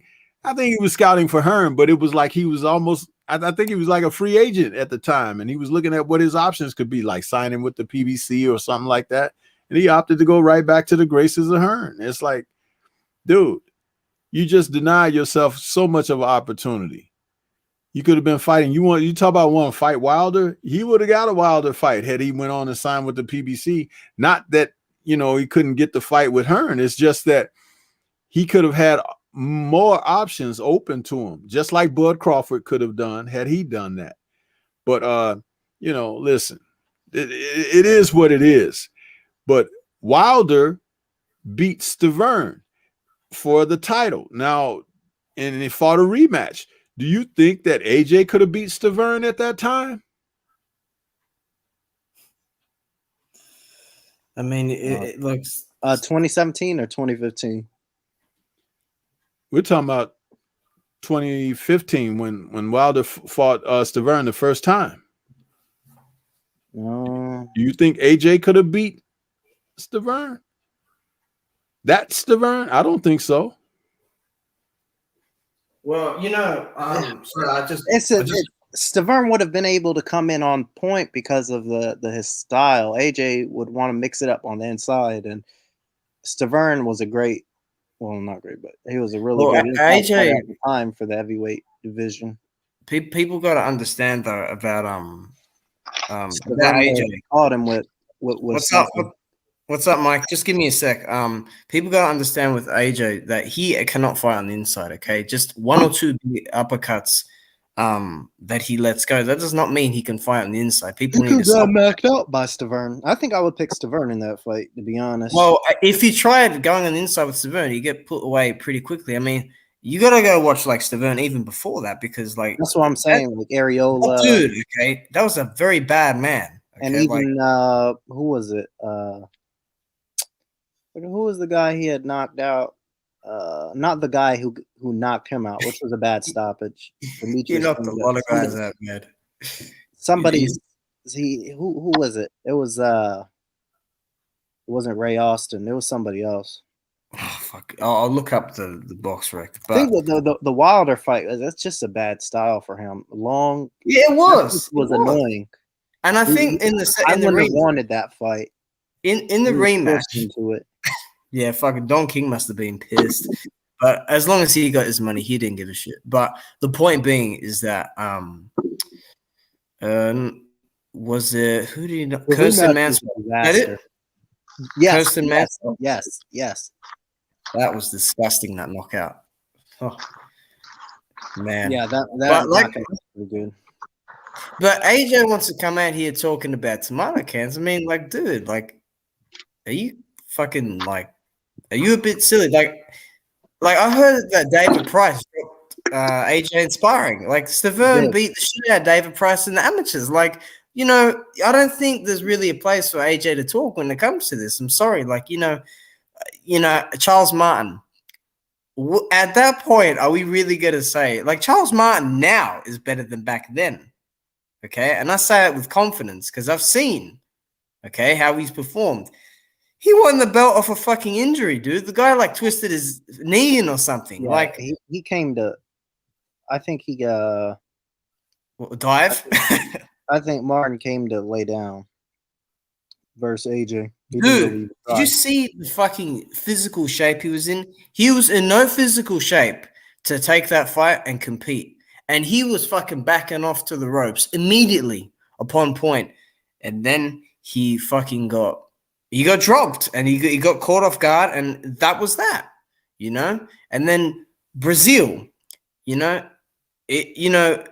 Wilder, it took him 2 fucking minutes to get rid of Brazil. But with AJ, busted nose, tape fit everywhere, and then Brazil started to warm into it. And then, Brazil just, he got beat up. You know, Melina. You know, those are Wilder's leftovers, and you know, Melina was in fucking terrible shape for Those that are fight. Areola's leftovers. Areola blew him Yeah. away from the round. Yeah. You know, in one fucking round. One round. And that was back in, I think, 2011 or 13. something when Areola beat him, 2012, right? And then, you know, I thought Povetkin was good. I'm not going to go through the whole thing, but, you know, even in Klitschko, you know, they try to big that one up like it's some, you know, stylistic great win. Commercially, it looks great. That's a great win commercially. But a very, very long layoff, divorce, coming off a loss. Is it really something I'm going to fucking jump out of my seat of? If this is wild, I have the same energy, you know? It's a Fury's leftovers. That's someone you were supposedly trying to sign a fight with this year or last year, you know, in that whole mess, you know? I thought Parker was a good win, you know, but again, more foolishness in that fight with the referee fucking stepping in every time they got close. Every time they got close in that fight. So again, AJ should not be talking about who's beat who and tomato cans, this and that, okay?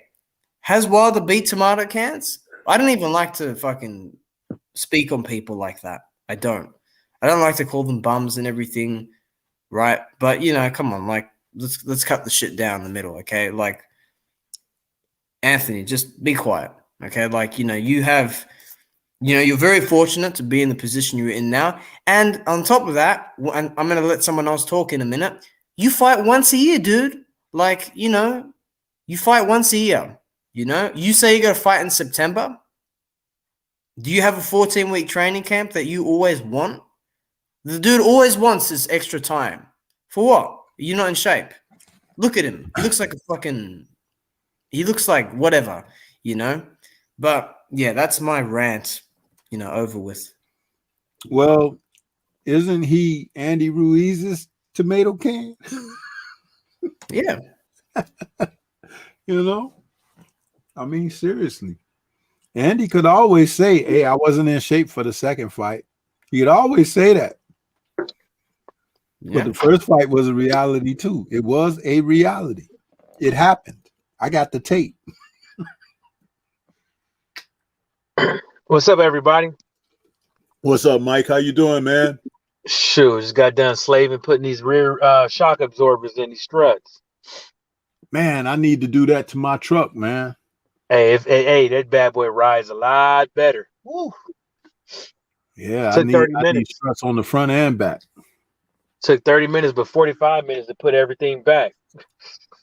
Yeah. Yeah, but I'm in hearing y'all been cooking pretty good today, man. Heard what you I was when I was working on everything, I was listening to you story B-Man talk about the Charlos and Ocho Cinco and everything. Yeah. And a couple of other things. I was listening in, I just couldn't really type because I wanted to hurry up and get it done for these mosquitoes told me up. But since y'all on the AJ thing and him saying that, you know, he always speaks about being humble and all this stuff and, you know, try to be this cut clean guy and stuff like that. But when you say things like that, you know, and it's contradictory to what's actually factual in life, not what's been made up by somebody spitting shit in your ear or telling you this and you that.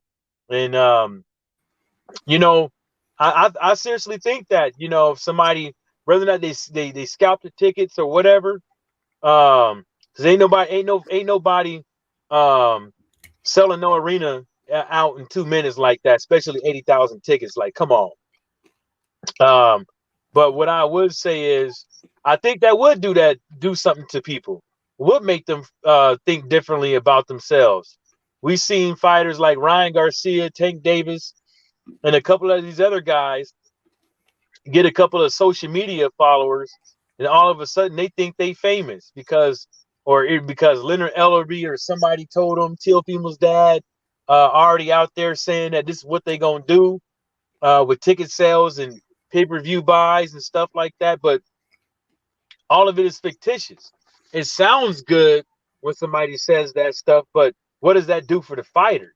You know what I'm saying? If they believe that shit, you know, because you're going to come into situations where people are choosing their battles all the time and not picking the right fights that the fans want to see and the right fights that the history of boxing dictates them to fight.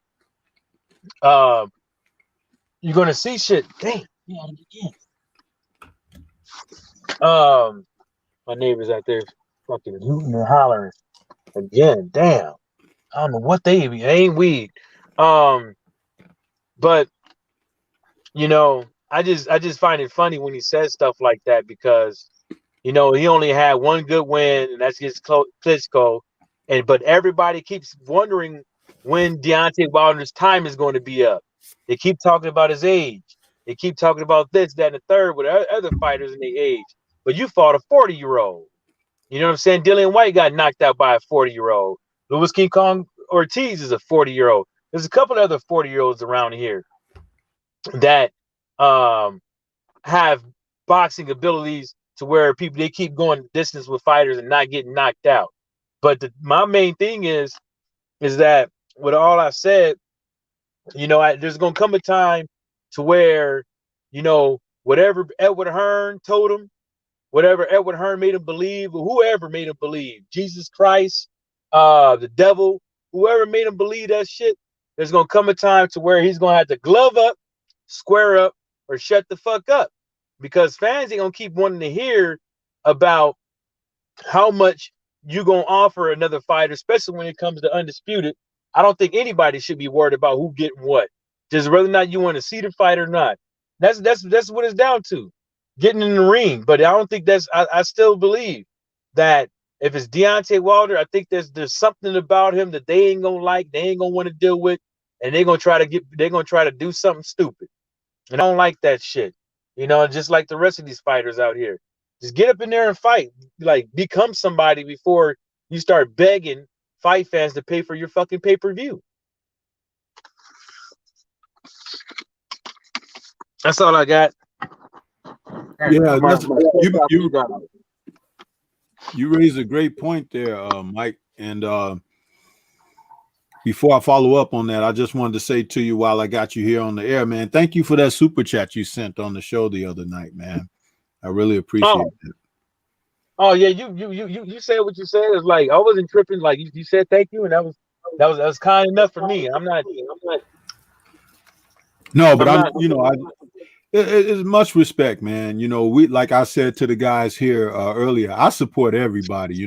I might not be able to hang tight in streams and stuff, but when I stop by and you see me in the chat typing, I've already hit the like button and things like that. I show support out here in the community. I just wanted to say that. But you made a great point. I think now, because of off of what you said about just getting in there and fighting. Watch it earlier. We were talking about how the fight still isn't signed between Anthony and Usyk, right?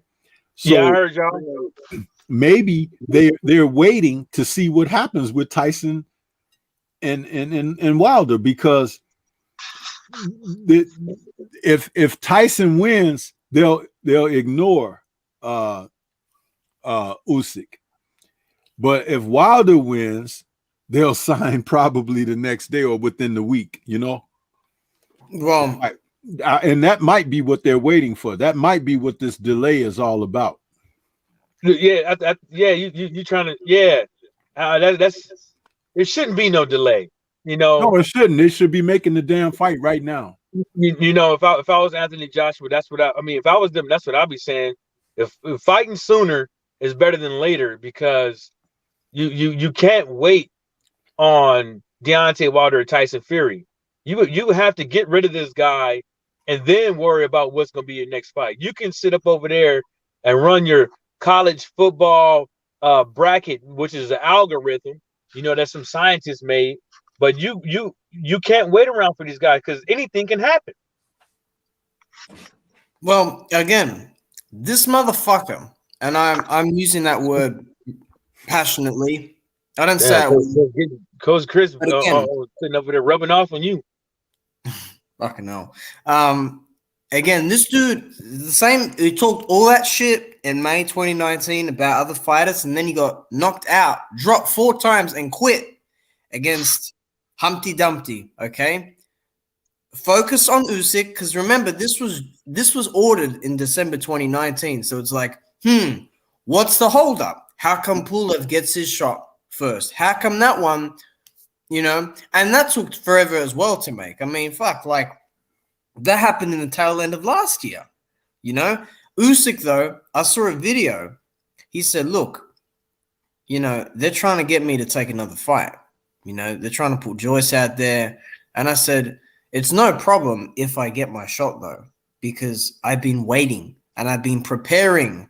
Yeah. Usyk, he's a bit, crazy, like he writes down these maths equations during the press conferences and everything. He's a very unique individual, and he's a fucking gamer. He wants this, and I'm not sure if Joshua, is, I don't even know if it's completely him, but it's about 40% Joshua and the 60 rest, and the rest, Hearn, because you have to understand, this is a man who, with the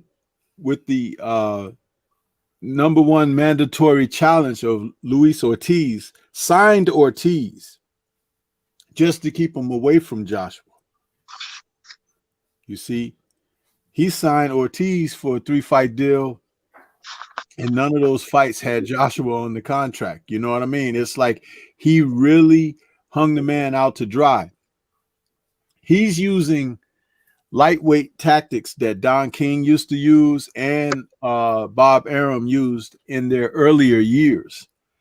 And he think he's smart, but he's not. When you've been around and you kind of know the sport and you can see things happening over and over again, this is what it is. And notice the media has never addressed those things. When AJ, why isn't someone in the media, when they stick a microphone in front of AJ's face, why they don't ask him about Luis Ortiz? Why did you never fight that guy?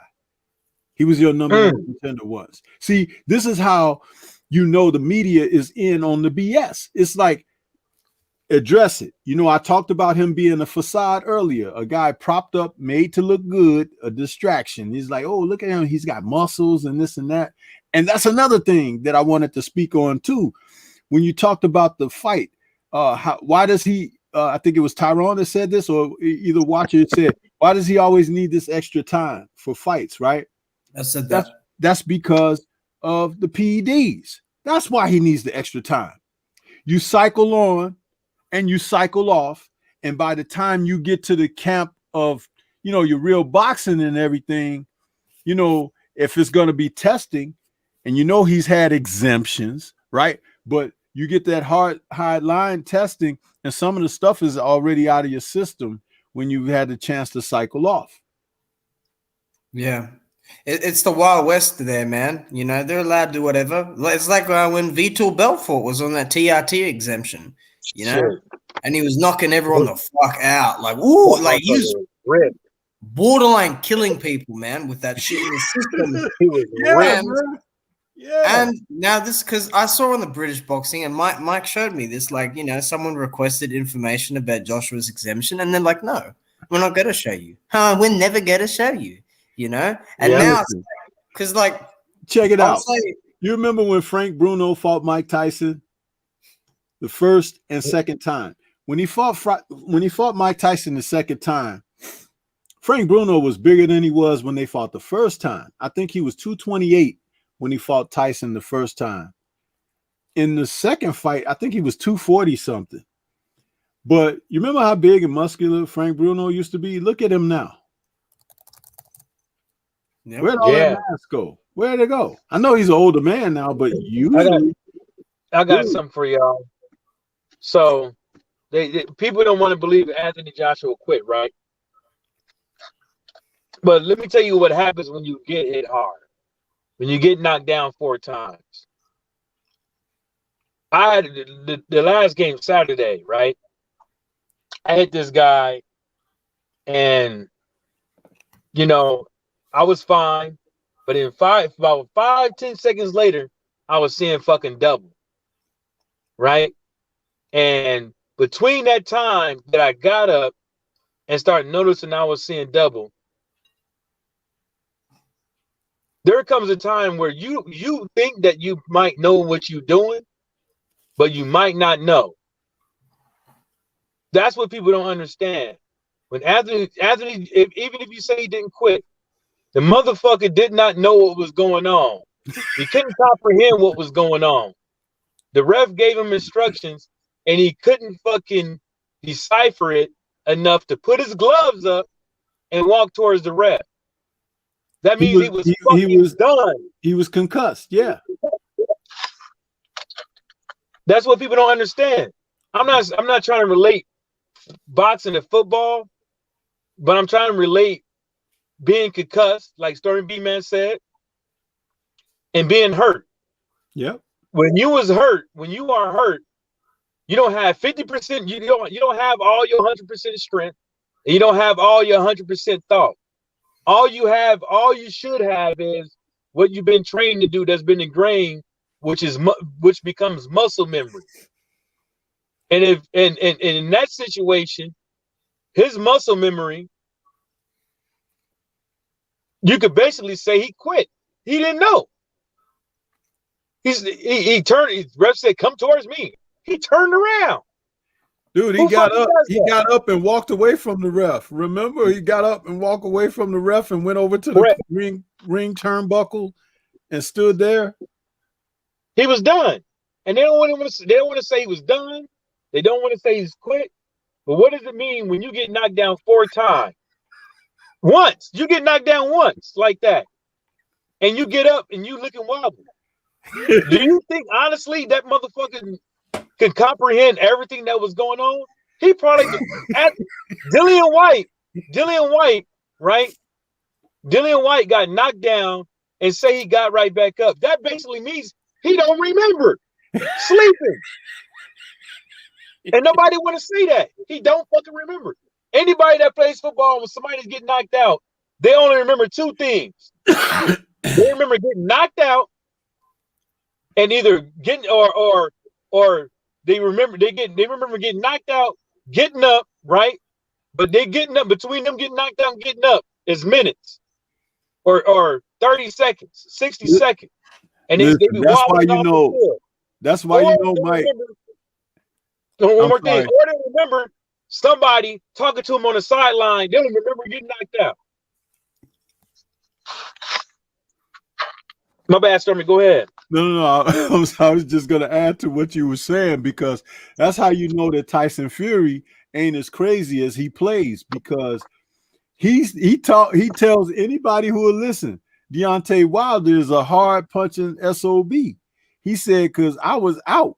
He said it himself. He said, I was out, you know, but he said, I got up or whatever, you know, but he said he don't remember anything. He just, he was unconscious. Yeah.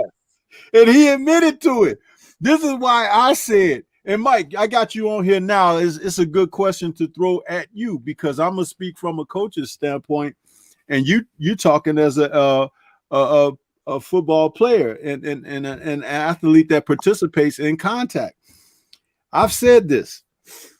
Jack Reese was supposed to wave that Fury fight off in against Wilder that first time, because when he was laying on the canvas and his eyes was fixed to the lights, he was unconscious with his eyes open. And he was there more like saying, "I love you, baby, don't stop." Yeah. But he was laying there, he was unconscious with his eyes open and affixed to the lights.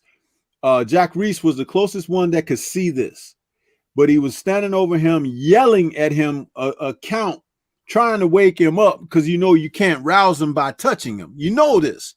But what I said was this. He let the man get up. When Fury got up, Fury put his hands on Jack Reese's shoulders, both hands on both shoulders. And Reese took his hands and took his arms and brushed Fury's forearms off of him. Fury was adjusting those gloves when he did that. But he was also not really coherent. But Reese gave him that extra time, told him step to the left, step to the right, now come to me, and he wiped those gloves. What I wanted to say about that whole entire situation, Yeah, it looked dramatic, the stuff of movies and all that. But I said this: if Fury would have went back to his hotel and slipped into a coma from a brain bleed because he was unconscious and was allowed to finish that round against a man who is the most devastating puncher presently in boxing, right? It's like if he was allowed to go back to his room that night and slip into a coma, they would have had hell to pay in the sport of boxing because it could have happened. Remember, after Adonis Stevenson's fight against Gavaskit, they found he had a brain bleed. Not only did he, get knocked out in that fight, but he had a brain bleed. It just so happened Fury didn't have a brain bleed, but it could have turned a real ugly situation. This is why the fight should have been called off. It's like when you are talking about who you would like to see win, and we know that a lot of people wanted to see Fury win or at least get through the fight or whatever and don't get knocked out, right? But you can't look at it like that. You have to look at it for the health of the fighters. And when I said that when the fight first took place, you could go back and check my video on it. I said this: if that man had died or gone into a coma or something from a brain bleed because he was knocked unconscious and allowed to get up and continue, it's like it would have been really bad for the sport of boxing. So my question is, having me, said that information, Mike, what are your thoughts on that? My thoughts is that he could have called it off, right? Because he said he was grimacing in pain and moaning, and he appeared that he was asleep. He could have called it off, and we've seen fights get called off when people are just looking like that, because these referees and these ring doctors and everybody, they go through safety and all that stuff to learn on when to stop a fight and when people are really, really hurt like that. But he allowed him to get up, right? Allowed him to get his balance by putting his hands on the shoulders and shit like that. Allowed him to walk. He tried to jog, but then he stopped because he knew he was off balance. So I think after the fact of it all and the way it transpired, then yeah, it was a good call. But looking at the rules and regulations and the statistics of when fights are stopped, whether or not they're championships or not, because we can even talk about Mike Tyson. We can even talk about big fights back in the days when people come back and not looking as bad as the other guy. Remember back in the days, people get knocked down 3 times, then all of a sudden he come back and knock this guy down once. And he's a bit wobbled, but not as much as that other guy. And they keep the fight. They stop the fight. I think after the fact, yeah, it was a good call. But all it would have took for Wilder just to sit there to box the guy, open him back up, to clean his clock once again, and he probably would have been seriously hurt. Probably wouldn't be. It's a good chance that he probably wouldn't been boxing for ever again, or for another 6 months to 9 months to get medically cleared. Zab Judah. I saw the interview a year ago, and I talked, and I didn't make a video about it, but I talked about it. I showed it on the WhatsApp app. He was in the ring with a juice head, and ended up walking around. Thought he just had a headache, but he was having a brain bleed. You just don't never know. Who knows? Tyson Fury probably did end up going to the hospital days later or months later from getting knocked down. But I don't think for championship fights of this caliber, a ref like Jack Reese should be in there. Not after what he said in an interview, and not what he has fights that he has stopped in the past when fighters look like that. He has no consistency. You can't trust him. He's going to do his own thing. They knew about him before the fight, but they still allowed him to ref the fight. I don't think he should be. I don't think he should be repping any championship fights. As a matter of fact, I think that after that fight, or probably even before that fight, he should have already been getting evaluated. He should have already had to start from the bottom up, taking a test, doing his rounds over again, being looked at like a microscope, because he's going to do his own thing. He's a senior ref in the boxing world, and he thinks that he has seniority to do whatever the fuck he want to do. And nobody's going to stop him. He has a license to get a fighter hurt, and he has a license to stop the fight whenever he fucking feels like it. That's what I got to say, Stormy.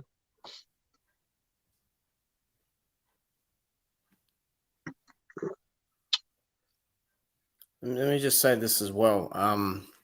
As it pertains to Jack Reese, I just remembered and looked up what he said about the whole Glovegate thing, and he was going on about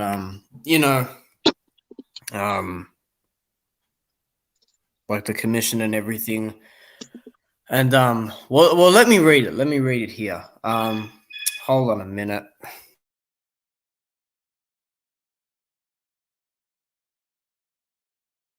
Oh, he got a phone call. He in trouble. So what? I mean, do you think what rep would you put for this this 24th, the July 24th fight, Stormy?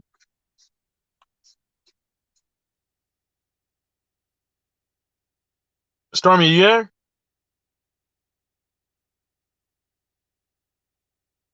Stormy B man, you there?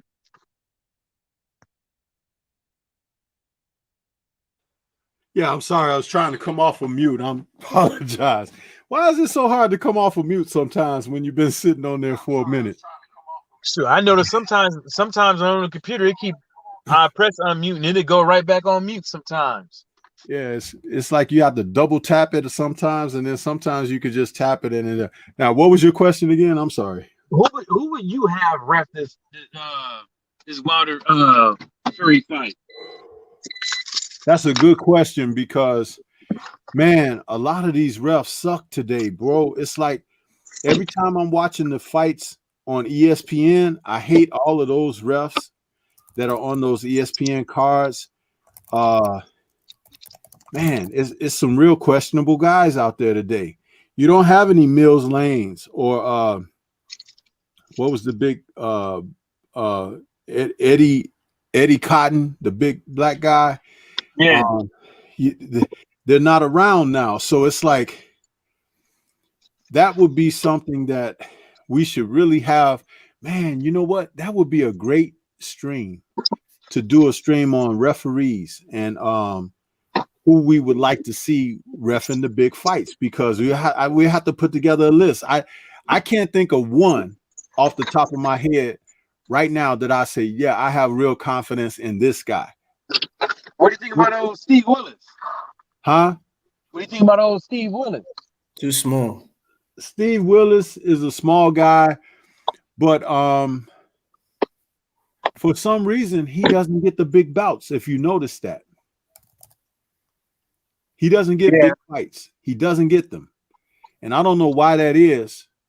I mean, Mills was kind of small. No, when I said he's kind of small, I mean small time. Not in stature. Because I don't think the size of the ref really has a lot to do with it. I think they need to know when to be physical and when not to, because that's part of their training.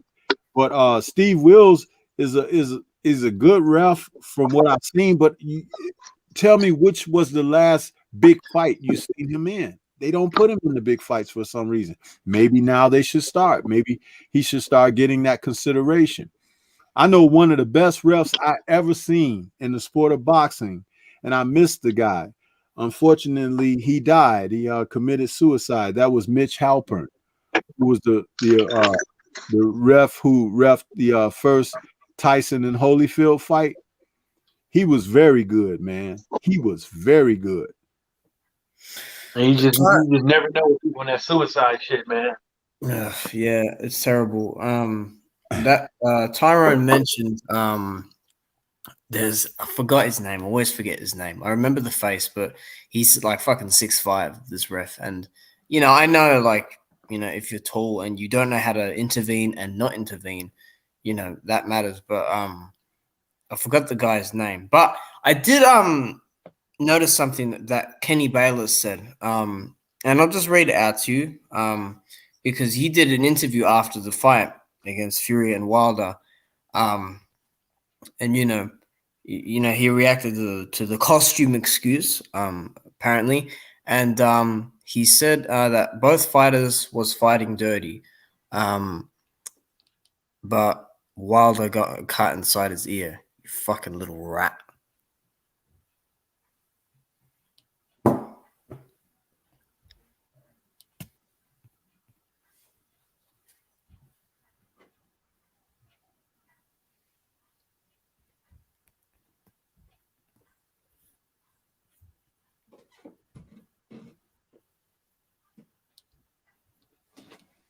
What happened? Everybody here?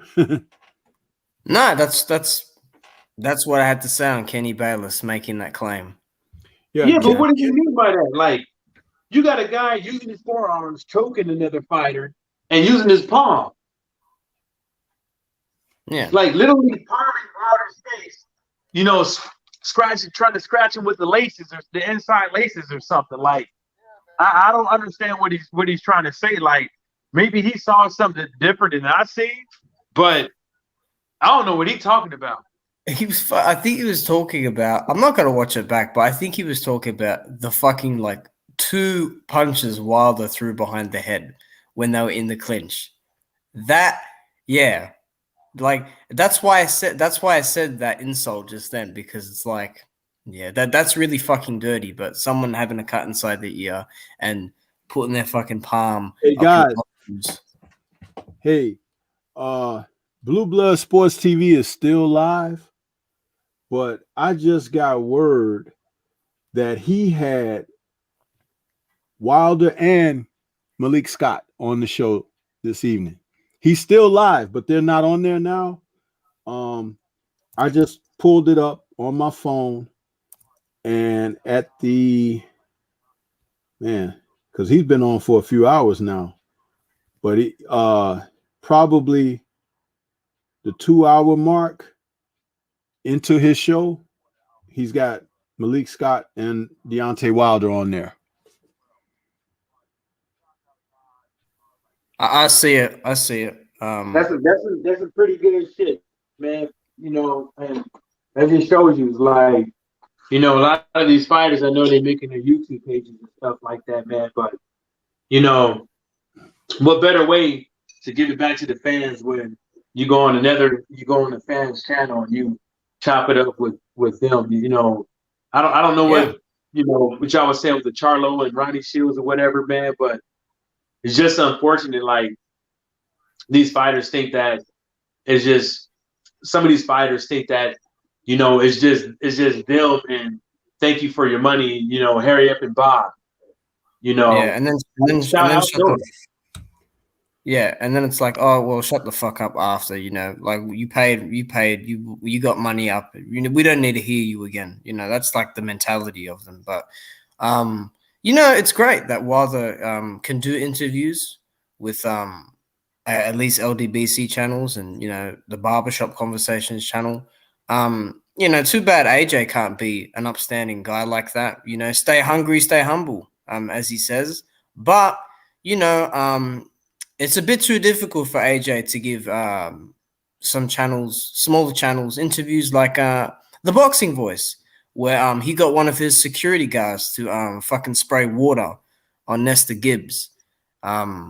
Yes, stay hungry, stay humble. But like Stormy said before, character. Just it just goes to show you how fucking ungrateful some of these guys are. Yeah, it's unfortunate, but this is where we are. These guys of today, they just there's not a lot of character. One of the things that endeared me to Wilder, and I'll tell you, I was like a critic of him with his boxing style, up to that point where he beat Stavern in the second fight, I was like, man, this guy is really crude. He refuses to use proper technique and everything, but he's still getting away with everything because he punches so hard. But when he had that initial interview with Radio Raheem and the famous "to this day" quote and all of that, that's when I made the decision that I said, you know what, this man right here, I can ride with someone like that because he spoke the truth and he spoke it fearlessly. And from that day forward, he was like a marked man because they don't like that. They don't like when a person stands up and speaks the truth toward society and their personal paths and things like that. And that's what made me, support him, and I'll continue to support him as such. And then he has done nothing but double down on that, where you see other guys become company men, they become bought and paid for, and they kind of like lose that little bit of dignity.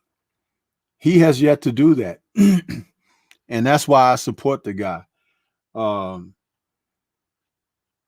A lot of times people like to pretend, especially depending on what standpoint that they're existing in life, that we don't have the problems socially that we have in the world, and race being at the root of it. And some people will not let you forget it. Some people want to act like it doesn't exist. Some people want to sweep it under the rug, and some people want to help perpetuate it by acting and enacting things that are recurring and do not allow you to get beyond. So, hey man, when he comes out here and he gets on these channels and he talks with us, that just shows the nature of the true man. And when you see that double downing of the other side of media and everything, talking about, oh, he's talking to YouTubers and stuff like that, they're angry because he hasn't broken and gone back to their graces or anything. And that's a good thing. That's why people, the real people, if you love the sport and everything, really, you should be supporting people like he, because that is what it's all about. It's a ridiculous thing to sit up and listen to people like Tim Bradley and Andre Ward speak over the airwaves like they do on broadcasts, and they know the trials that they had to deal with in their own careers, and they try to act like, oh, that's not a thing or whatever, because now they're in a position where they're retired, they got money in the bank and stuff like that, and they can speak as if, the experience wasn't real. Man, it's real for everybody, and it's real than an MF, and for you guys that want to behave like that, again, that's why I've made some videos that I've made as of late, and probably why my channel is starting to buffer again and stuff like that, because I hadn't had no buffering problem in over 6 to 7 months. But now that I started talking a little more political base in there, along with my regular boxing talk, it seems to be I'm under attack myself. But hey, you gotta speak the truth, man. You gotta speak the truth. Quiet mouths don't get fed. I gotta watch that Blue Blood because they're not there anymore. I just checked. But Yeah, that he was probably just ended his stream. But yeah, just before I told you, they were still live, but the guys weren't on there. That's why I ran it back on my phone, and I said 2 hours into his show, about the 2 hours 10 mark, where Kurt was talking, and then Deontay popped up on the screen. So I want to go back and watch it myself. Yeah, I'm gonna watch it as well because I want to see what he says and just see how he looks as well. Yeah, all right, July 24th can't come soon enough. People are going to be pissed off, man, soon. And I think the real reason why they're going to be pissed off is like, who's going to have access to videotape at his gym? It's not going to be a lot of people. And I was kind of, and this is just me. Um, with Floyd. I don't care what the fuck they got going on between them two, because obviously it's something. But you know, he has to do. You know, I mean, he doesn't have to do, but you know, Floyd Mayweather showing up at somebody's gym, speaking about somebody, telling people to watch the fight without even giving predictions would bring light to other fighters, whether or not it's female fighters, whether or not it's male fighters, no matter who it is. But they keep talking about these up and coming guys that's in their gym, you know, but he's still not even showing up to their fights, you know, and it's just like one of those things. Instead, Leonard Eller being there, yeah, that's cool. People listen to him, but not as much as they would, you know, listen to Floyd Mayweather. And that's one of the things I don't understand is like with you know, he could be the first $1 billion promoter. Well, second or whatever. You know, as far as the money he generated, not the money he was given. Right? He could be all that. But he want to stick around over here and still I know he want to give out these novelty fights and stuff like that, because that's what they are. They novelty fights. It's just something to sit up over there to have in your pocket to say that you watched from a long time ago, but it really don't mean shit. And you know, it's just saddening. You know, biggest heavyweight. This is you know a big heavyweight fight. Why not show up? Why not talk about it? Why you don't got to pick a side? You could pick a side. Doesn't matter. But at least talk about it, good or bad. You know, depending on whoever you're talking about. But it's just like one of those things, man. It's just mind-boggling me. That's all I want to say. Man, it's, in my opinion, the biggest fight of the year by far, and the most intense because of all that has transpired throughout the past year and a bit. I'm going to be doing commentary on it as well. I'll be doing the undercard commentary as well. But this is going to be something to witness for sure, you know. And I hope Wilder comes out with the alligator skin like he did back in 2015. You know, there's no need to come out with you know, a Power Rangers out, you know, like he did with Ortiz too. Just come out with the alligator skin, man, and the gold mask. That will do it for me. You know, that's a mean look. And also, I want to say,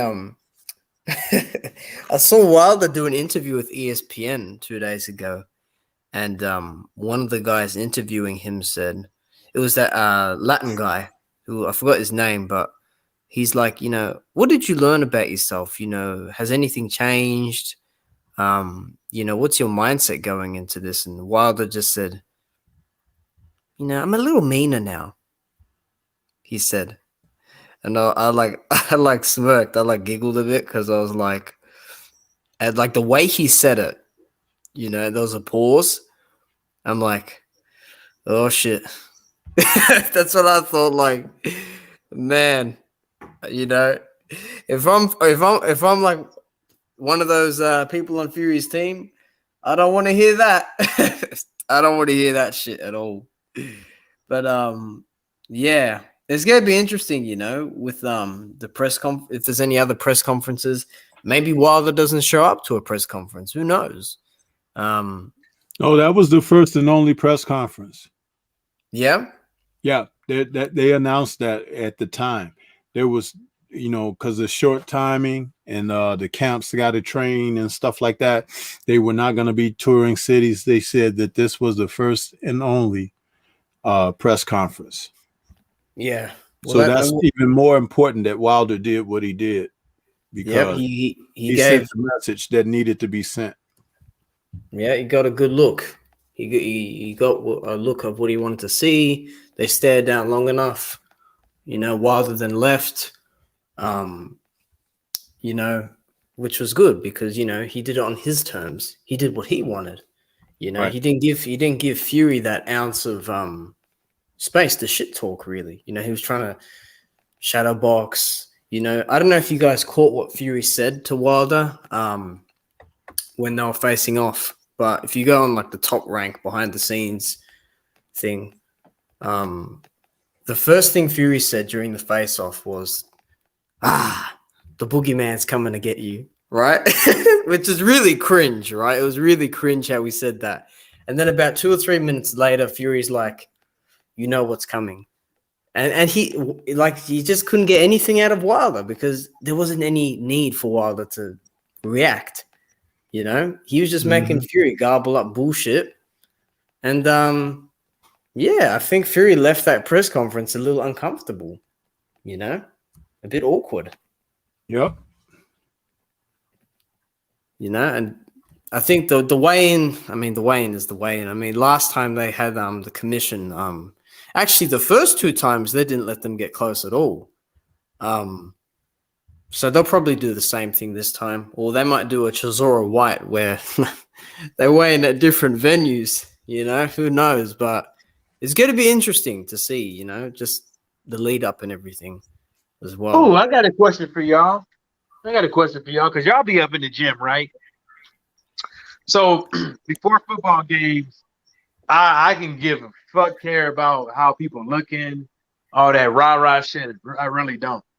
I don't care I don't care to try to intimidate people.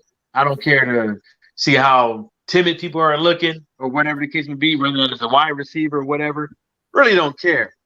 So I hear a lot of people saying, well, people are at odds with it. There's people saying that it means something. People saying it don't mean anything. But how much do you guys think that a face-off really means before a fight when you're talking about 2 elite fighters? When you're talking about what? 2 elite fighters.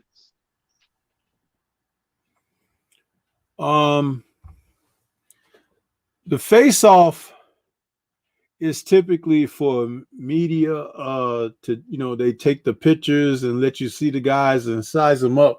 But for the fighters themselves, it could be a window into the eye of the soul of the opponent. And one of the things that never really gets credited is for the guy who's able to separate what that means at that moment and what it's supposed to mean when you look into the guy at the ref's instructions. Because in front of the media, you're bantied about as like trophy pieces and stuff like that. That's the press conferences and everything. But when you're looking into the guy, because that's the final stare down before the first bell, when you come together in the center of the ring and you look into that dude's eyes, that's the telling thing right there in moment. Most people don't even realize that. Most fighters will tell you a lot by their body language. Oscar De La Hoya didn't like to look his opponent in the face when at the fighter's instructions. He would always look up at the lights. They say he was talking to his mom or whatever, but he just wouldn't look into another fighter's eyes. At the stare-offs and everything, at the weigh-ins and all of that, yeah, face off, he would do it, but not when he got in the ring for the fight. George Foreman, he talked about, you know, being careful about looking into another fighter's eyes because you might see something there that you don't want to see. Some people don't have anything in their eyes. They're soulless, and you have to be careful and be able to recognize that when you come across it. So there are a number of things, Mike, that are supposed to, but it's the man, like Meldrick Taylor didn't like to look people in the eyes. He would stand sideways and bounce, you know, and be ready. And, you know, but then there are other guys who try to mean mug guys and talk to them. One of the most famous moments was when Antonio Tarver and Roy Jones Jr. in their second fight, when he walked over to Roy at the fighter's instructions with the referee, and he says, you got any excuses tonight, Roy? And he went on to knock Roy out. It was like crazy. I remember that. That was crazy, man. So it's like, you know, and when he said that to Roy, if you look at Roy's face, Roy is pissed. He don't like the guy. You know what I mean? And it was like maybe Tarver really got under his skin and made Roy take a chance that he wouldn't have normally took.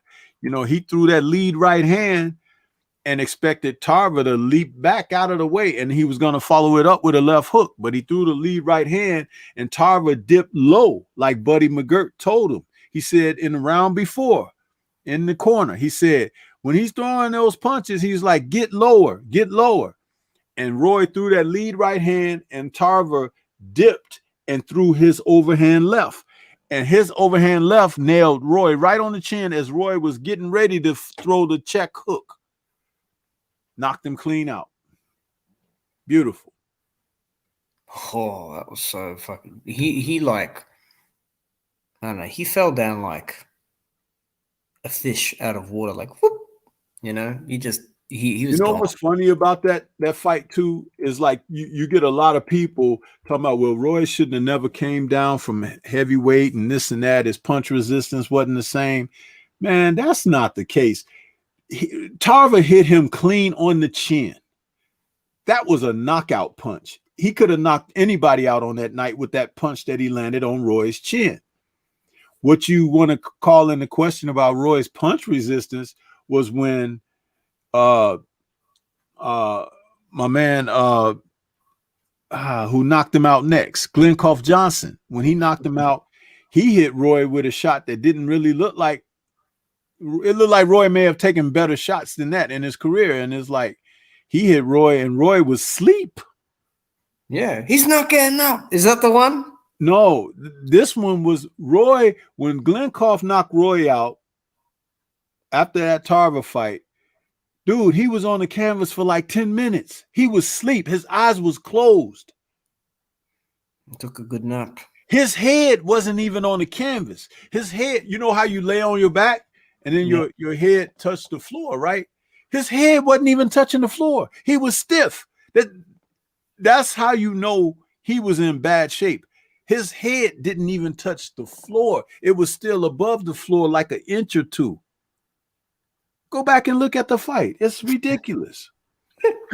Yeah, so I remember that Tarver knockout. Roy just missed that hook, man. Yeah, he But threw the lead right hand, and he saw Tarver dipping low, so he was going to come up with the check hook, but Tarver's punch was right on his chin, and he never saw it.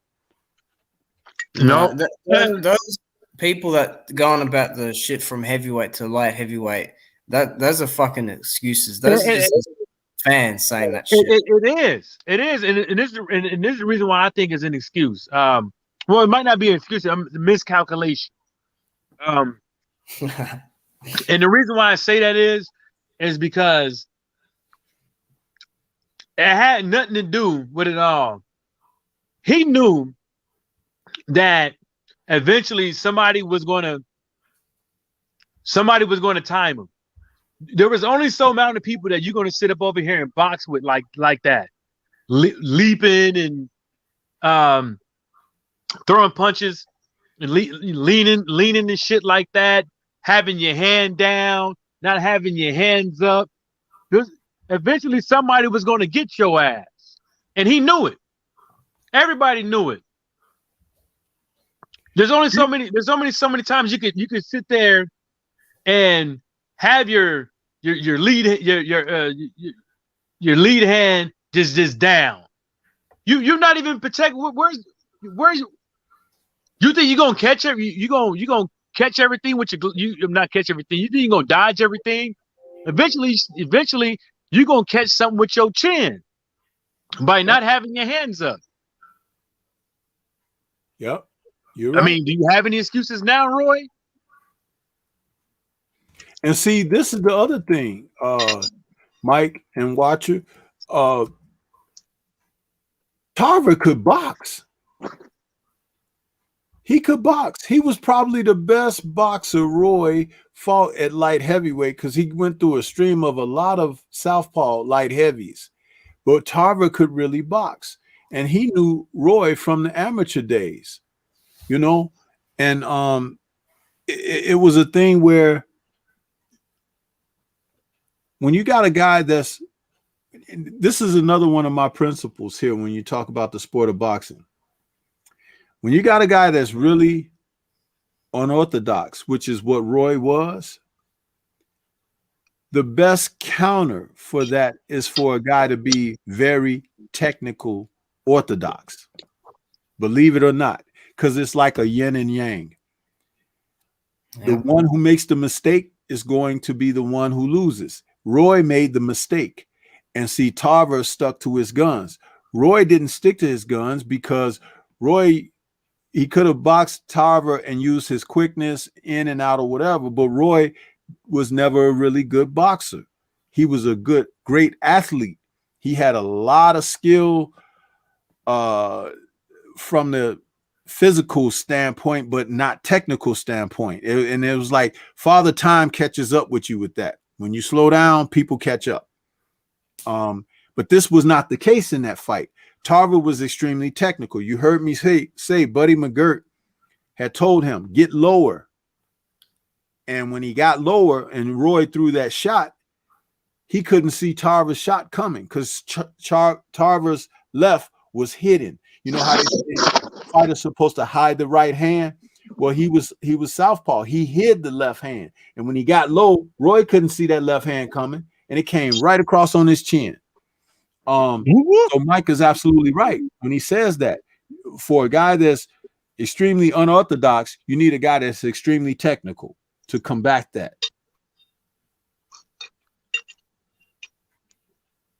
Yeah, that's the same thing I follow, against someone that's a bit out there with their technique against a very technical fighter. And, Tarver was just, he was the goods. He really was.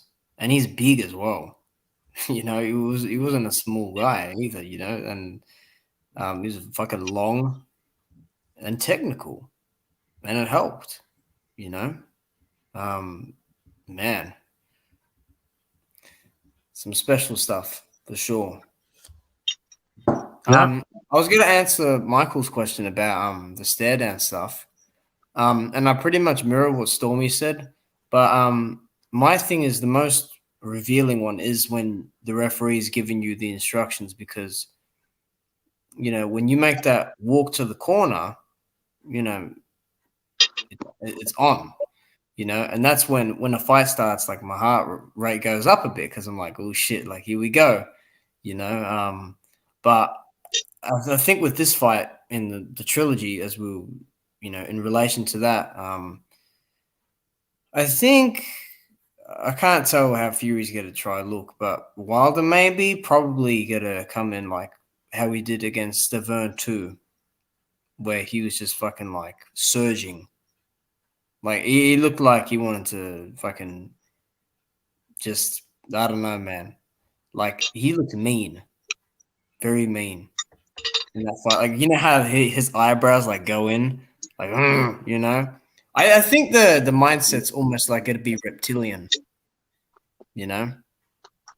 and yeah, it tells you a lot. I know Canelo doesn't look his opponents in the eye. I think he says that because he's like, well, I'm gonna be looking at them anyway. It looks weird sometimes when they don't look at each other, because some people are like, oh, they're scared. Doesn't necessarily mean that. Some guys just don't choose to do it. That's why I said George Foreman said that sometimes it's smart for a guy to not look a guy in the eyes, because you might see something that you don't want to see there. The eyes have always been explained to be the windows to the soul. And when a person has darkness in them and you look them in the eye, you can see that darkness, and it can have an effect on you, positively or negatively. So that's why you have to be careful with that. And it happens also with creatures in nature, because they'll tell you don't look certain animals in the eye, because if you look them in the eye, they may consider you a threat. You know what I'm saying? So that's happened to me. Like when you like dogs, for example, you cannot look at them in the eye because they're going to consider that a challenge. Right. Man, you live in Australia. A cricket. You look at cricket in the eye and want to whoop your ass. Shit. Yeah. Man, I don't know how y'all deal with them giant spiders over there. I know that thing be freaking me out, bro. You're dead in minutes if you get bit by one. So What? yeah. Dude, I saw a photo on the internet. I don't know if it was real or not, but they were showing a spider on the side of somebody's house. The thing was like the size of a you know, those little motor cars that you buy for kids now. Those cars, you know, Yeah. it was about the size of that on the side of somebody's house. I'm like, man, I'd never come out the house. Man, how they get that big, bro? It's just a bit different. I might have to see the picture. I might search it up, but I didn't know if it was real or not, but that sucker was huge. Nah, they get big, but they don't get big that big. They get bigger than your hand. I know them huntsmen get bigger than your hand. And let me ask you this, Watcher, are they like a certain type of spider that's getting big like that he says bigger than your hand, or they're all different kinds? There's a few that get big like that, like Black Widow ones get that big. The redbacks don't get the Black Widows get big as your hand? They get pretty big, man. Like holy crap, man. Yeah, they're freaking like they're haunting. Man, they're haunting animals. Like there's one that eats fucking possums over here. Holy shit! If he eats a possum, that means he'll eat a kid or something, man. Possibly. They're like a fucking, you know, a ruler. Like they're bigger than a ruler. Some of them. What the fuck, man. Yeah, it's pretty bad. It's got to be something in your land, your terrain over there that makes these, you know, critters get that big. It's got to be something that's just naturally in the source of the land over there. Oh yeah, you're not wrong there. Like it depends where you are in which state. Like if you go Northern Territory, you gotta come across some real mean fucking animals there, man. Like, you know, and I've had close calls, man. Like, you know, I'm walking and I've almost stepped on a snake, you know, like more than on one occasion. So, you know, here it's in some places, in some towns, it's like a cultural thing almost. Like, look down at the fucking ground. Look down at the ground. Otherwise, you're dead. And that's that. You know, I don't know how you guys do it over there, because I heard you got damn bears and mountain lions coming into your backyards in Florida and those. It's not that, but it's not that. It's rare. It's rare somebody get fucked up by them. Like you got to be one dumbass motherfucker. Like, you know, they tell you like with the trash, with the bears, that's one thing that's gonna get you fucked up. The mountain lions is your ass running usually. If your ass running and you see a mountain lion and you run, yeah, you're fucked. You know what a dingo is? Is that a dog? Oh yeah, it's a dog. It's quiet as well. I won't get into that one because that's a real fucking piece of work. That animal, that and I love animals, but fuck that thing is fucking terrible, dude. Like the things that thing does. Oh my lord.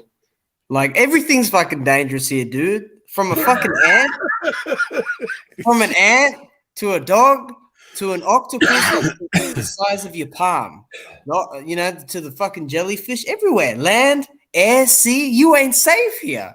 You gotta have your fucking protection on you all the time, man. Fuck you know, that. You just that's what happened to Joseph Parker. He got bit by a damn spider. Yeah, but it doesn't have it as bad. Like he made it like it was bad. It's bad over there. It's not bad over there. You got it easy over there in New Zealand, you know. But yeah, that's right. You know, you get it. Yeah, because Chisora thought he was from Australia. He was acting dumb, but the point, you know, the point being is like, you know, fucking, yeah. So you get bit over there, most likely you're fucked. Yeah, or you get paralyzed. Wow. The fuck you mean you get paralyzed? You get paralyzed, Mike. This motherfucker's just you tripping, bro. Hey, Mike, he I said think it he's like, just fucking around now. you only get paralyzed. It's like, Yeah, like, oh, it ain't nothing, man. You get paralyzed. You be all right. You be like Stephen Hawkins for a bit, but you be all right. Yeah, I mean, like, oh fuck, if you get paralyzed, that means you can't get away. Your ass is over with. oh fuck. Fuck. Hey, I'm telling you, dude, like you fucking like the plant. There's some plants here that are bad. Ticks. There's some. I mean, ticks always do damage, but fuck, like, yeah. If it's only certain ones that you can fucking like frogs. There's frogs over here. If you touch their back, you die. And they're like fucking. They're tiny. They're tiny. You know. Man, watch it. I ain't coming over there, bro. I'm sorry. Yeah, bro. Don't go send me no goddamn ticket. I ain't trying to die like that. Shit, I get off YouTube and duck your ass for like 6 months. Man, forget the sharks. Like, fucking, I swear, dude, like the movies, don't even pay attention to the fucking movies. Like Crocodile Dundee, forget that. That is not a fucking representation. The fucking hypnosis thing with the wild boar. No wild boar is going to stare at your damn hand and get hypnotized. You know what it's going to do? It's going to charge at you like a fucking train, run your ass over, and fucking cut you in half. That's what it's going to do. Them wild boars, man. They say they sharpen them tusk themselves. And hey, this turned into Animal Planet, but No, there's a dude that died out here. A wild boar. He went wild boar hunting and it fucking cut his thigh, opened up that damn artery, and he bled out. Like you gotta be fucking careful, man. Like, people die out here every year deer hunting by deer kill them. Yeah, don't fucking man, dude, like it's fucking nuts, dude. Forget sharks, forget Jaws and all that, because they film that shit over here. Dude, wow. did you guys ever see that one video on YouTube where it shows people's like encounters with animals, and it was a guy riding in the forest, riding his bike, and a damn bear got after his ass. And it was like, that shit was funny, wasn't it? Dude, the bear chased him for a minute too. Yeah, the bear was on his ass. And you know what I kept thinking, Mike? I was like, you know how like sometimes you go through the terrain and it's like a down tree or something? I was like, man, if he run into something like that, it's over. But he was able to continue to ride the bike, but he started booking up on that bike. He was pedaling fast as hell, and the bear was gaining on him. And then the bear just kind of like slowed down and was like, fuck it. It was like maybe that day the bear just didn't feel like, really, really going for it. Maybe he wasn't as hungry as he could have been. You know what I'm saying? Because they could run as fast as a car, Fuck this. And that dude was on that bike, man. He was pedaling. I bet he shed himself, man, because that bear was on his ass. If he would have fell, he would have that bear would have killed. It would have been over. It was like he was riding on the path. They showed him he went through over a bridge first, and then a few seconds later, here come this bear behind him, and he was like, oh, and you could hear him on the tape and stuff, and he was like. You know what they do out here, right? I mean, in California, right? You can't go to any national state park with a gun, right? But they want you to go out there on the trails and walk, go out there on the trails on your bicycle. But they have mountain lions, wolves, and fucking bears. Man, you out of your fucking rabbity ass mind? I'm going out there without a fucking gun. Have you seen the one where the guy's got the bow and arrow? Yeah, and the bear climbed the tree on his ass. No, I gotta pull it up. I'm sorry. I gotta. There was one dude with a bow and arrow, and the bear climbed over the tree, because he was on the tree stand. He was way up there on the tree stand, hunting for probably deer, and the bear climbed up the tree was like, "What's up, man?" And then the bear just like went back down. That bear could have fucking snatched him up. This is fucking ridiculous. This. Do you see it? Yeah. Oh, let me go full screen here.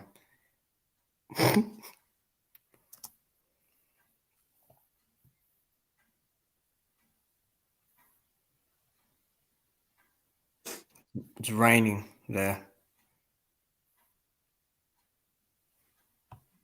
Hold on a second. Let me change my screen here. I'll play it. Wow. Now, what's happening on this one? The bear is right in front of him. And it's walking towards him now.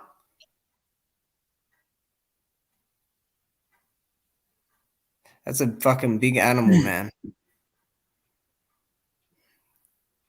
I always get fucking clammy hands watching this. Why the fuck you got a bow and arrow? What are you gonna do with that? It's gonna piss him the fuck off. The tip is even fucked up.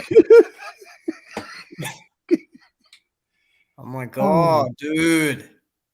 Dude, the bear is coming, man. Why is he just staying there and he didn't head out? He's trying to be fucked. Uh-oh. Oh shit. Oh shit. Oh! What the fuck he get? Is that blood dripping? That's the camera light. Yes, as well. That's What the is camera that? light. Oh, that's the Is camera. the camera light? Yeah. Oh shit. You Oh, lucky shit. bastard. Man, don't run now, bitch. Where'd it go? That bear jumped on his ass. Oh yeah, he was nothing his unathletic ass was gonna do. You gotta have a gun for that shit, man. Did he go slow motion on it? Let me see that again. Listen, man, let me tell you this.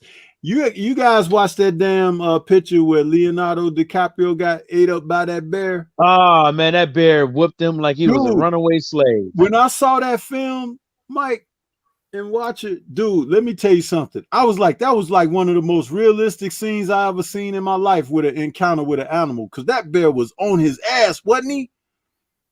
Yeah.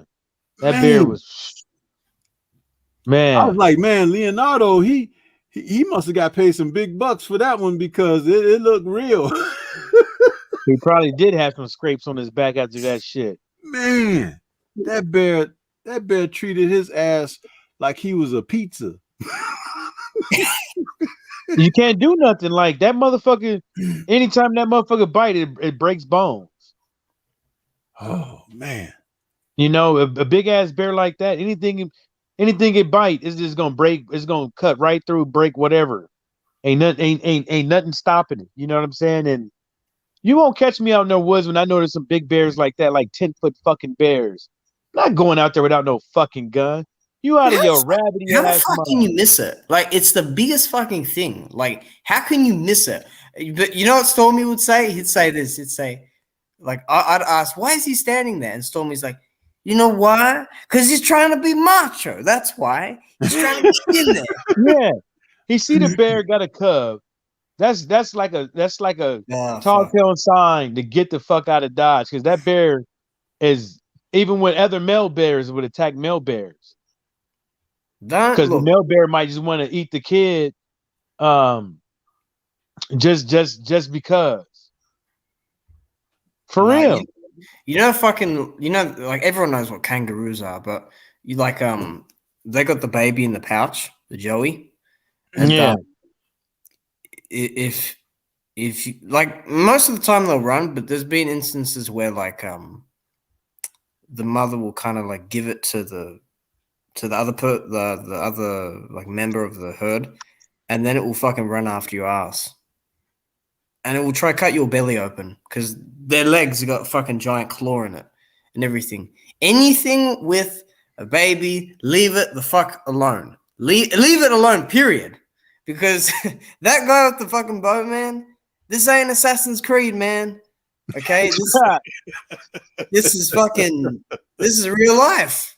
Don't I bother know, animals. right? Yeah. Oh, Lord. Man, they need this, man. When that bear charged that dude, I was like, holy shit, you heard me? I'm like, Yeah. you know what you gonna do? It's like, it's over. Man, you won't catch me out there like that without no gun. I'm sorry. I'm sorry. You just ain't. And even a gun may not help, you know, because those are big animals. You talking about them taking some shots. They may die eventually from the gun wounds, but that don't mean they won't get theirs off first, you know? Nah, you need a 357 and above. 357 and above. You hit that motherfucker with that 357. That even the shockwave alone will scare that motherfucker. But but a 9 mil. Yeah, but you know I these don't think guys you're ain't doing out shit. there Mike carrying like Dirty Harry. They out there just, rifles and shit. It's No, like, rifle, yeah, yeah, but you need something. You need a big ass slug with a lot of powder behind it. You don't need no fucking 22s, no 9 mils, no 45s. You need a big ass slug with some meat behind it, because the Fuck. shockwave alone, the motherfucker ain't never heard nothing like that. So that's gonna scare yeah, it alone. But when it hit that motherfucker, yeah. But them 10-foot bears, I don't know what you're gonna do. Dude, I don't know. I'm gonna wrap this up in like a few minutes, but and this has been great, by the way. I appreciate you guys, but I don't know if you've seen, but like you've probably seen on YouTube here and there, but there's fucking people like in Africa, right? Some people like film documentaries there, and this one guy, he fucking bumped into 3 different animals and got almost attacked by. He got attacked by 2. He didn't get hurt, but the other one, I don't know what happened with it. He had a fucking elephant charge at him. Okay, a fucking like bull elephant, like the one of those like the skull is like fucking mutated, and it fucking like stopped like before him. I don't know how. And then this motherfucker goes at dusk, and he goes to a fucking pair of like a group of lions eating a kill, and it charges at him. It fucking runs at him. And then he got fucking charged at by a fucking rhino. Like, do they need an adrenaline dump or something, these people, man? This shit is crazy, man. My God. No, Yeah, and yeah. then he's gonna end up dying from a fucking ant fucking stinging his ass or something. Oh my God, dude. You Fucking know? mosquito bite carrying some kind of Yeah, plague. it's fucking stupid as fuck, man.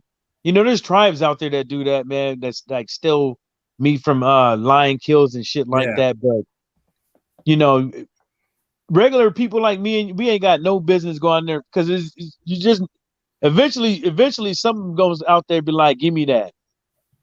I want all that skin off your ass. And then what we supposed to do? Oh, we got to go out there and find the lion that killed him and all that. No, motherfucker, your ass out there doing some shit that you ain't supposed to be doing. That's one thing I don't understand. Like, you jump into a animal exhibit and get killed, or you go into the wild doing some dumb shit you ain't supposed to do, and the animal do it. People want to kill it. You fucking you you fucking, I'm not doing it. I'm not fucking messing with no kangaroos, no poisonous snakes. I'm not fucking around with poisonous animals or animals I know that's gonna kill me. So I know ain't no, everybody gonna be looking at me if I get hurt or if I die. Everybody gonna be like, this dumbass. I knew that motherfucker Michael Johnson boxing Tony Moore was an idiot. Look at him right here. Look at him. And you know what's worse, man? The people that film their own demise. You know, it's like you out there. Shit. Dude, Oh I don't God. man, I don't want to do something so stupid that it be the last thing you see of me. And I'm out there. Forget that, man. Like that They one gotta dude that was come on top of get that me in damn my Sprite. house. They ain't going out Remember there. that? Remember that one dude that was on top of that skyscraper and fucking fell off? Man, Fuck. dude, you Yeah, I'm can't make this good. stuff up, man. It's like people be doing Yeah, stupid I'm stuff, fucking man. good. That is For some crazy. YouTube fucking clips. For some Man. YouTube views. Get the fuck out of here. That's fucking crazy. don't know. And you know, I Got a saw big that ass tiger in his backyard.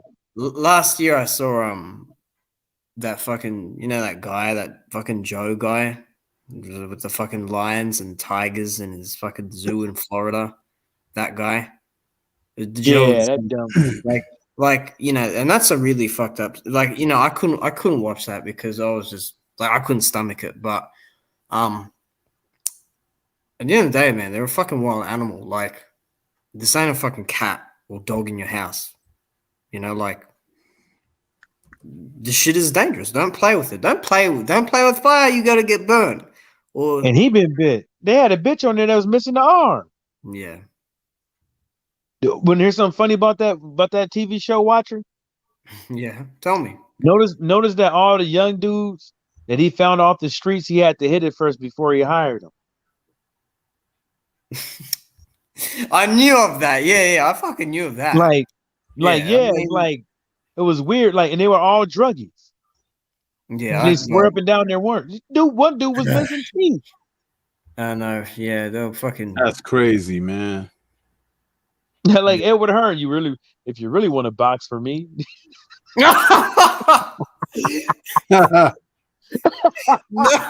fucking no. Hey, Jesus Dillian, Christ.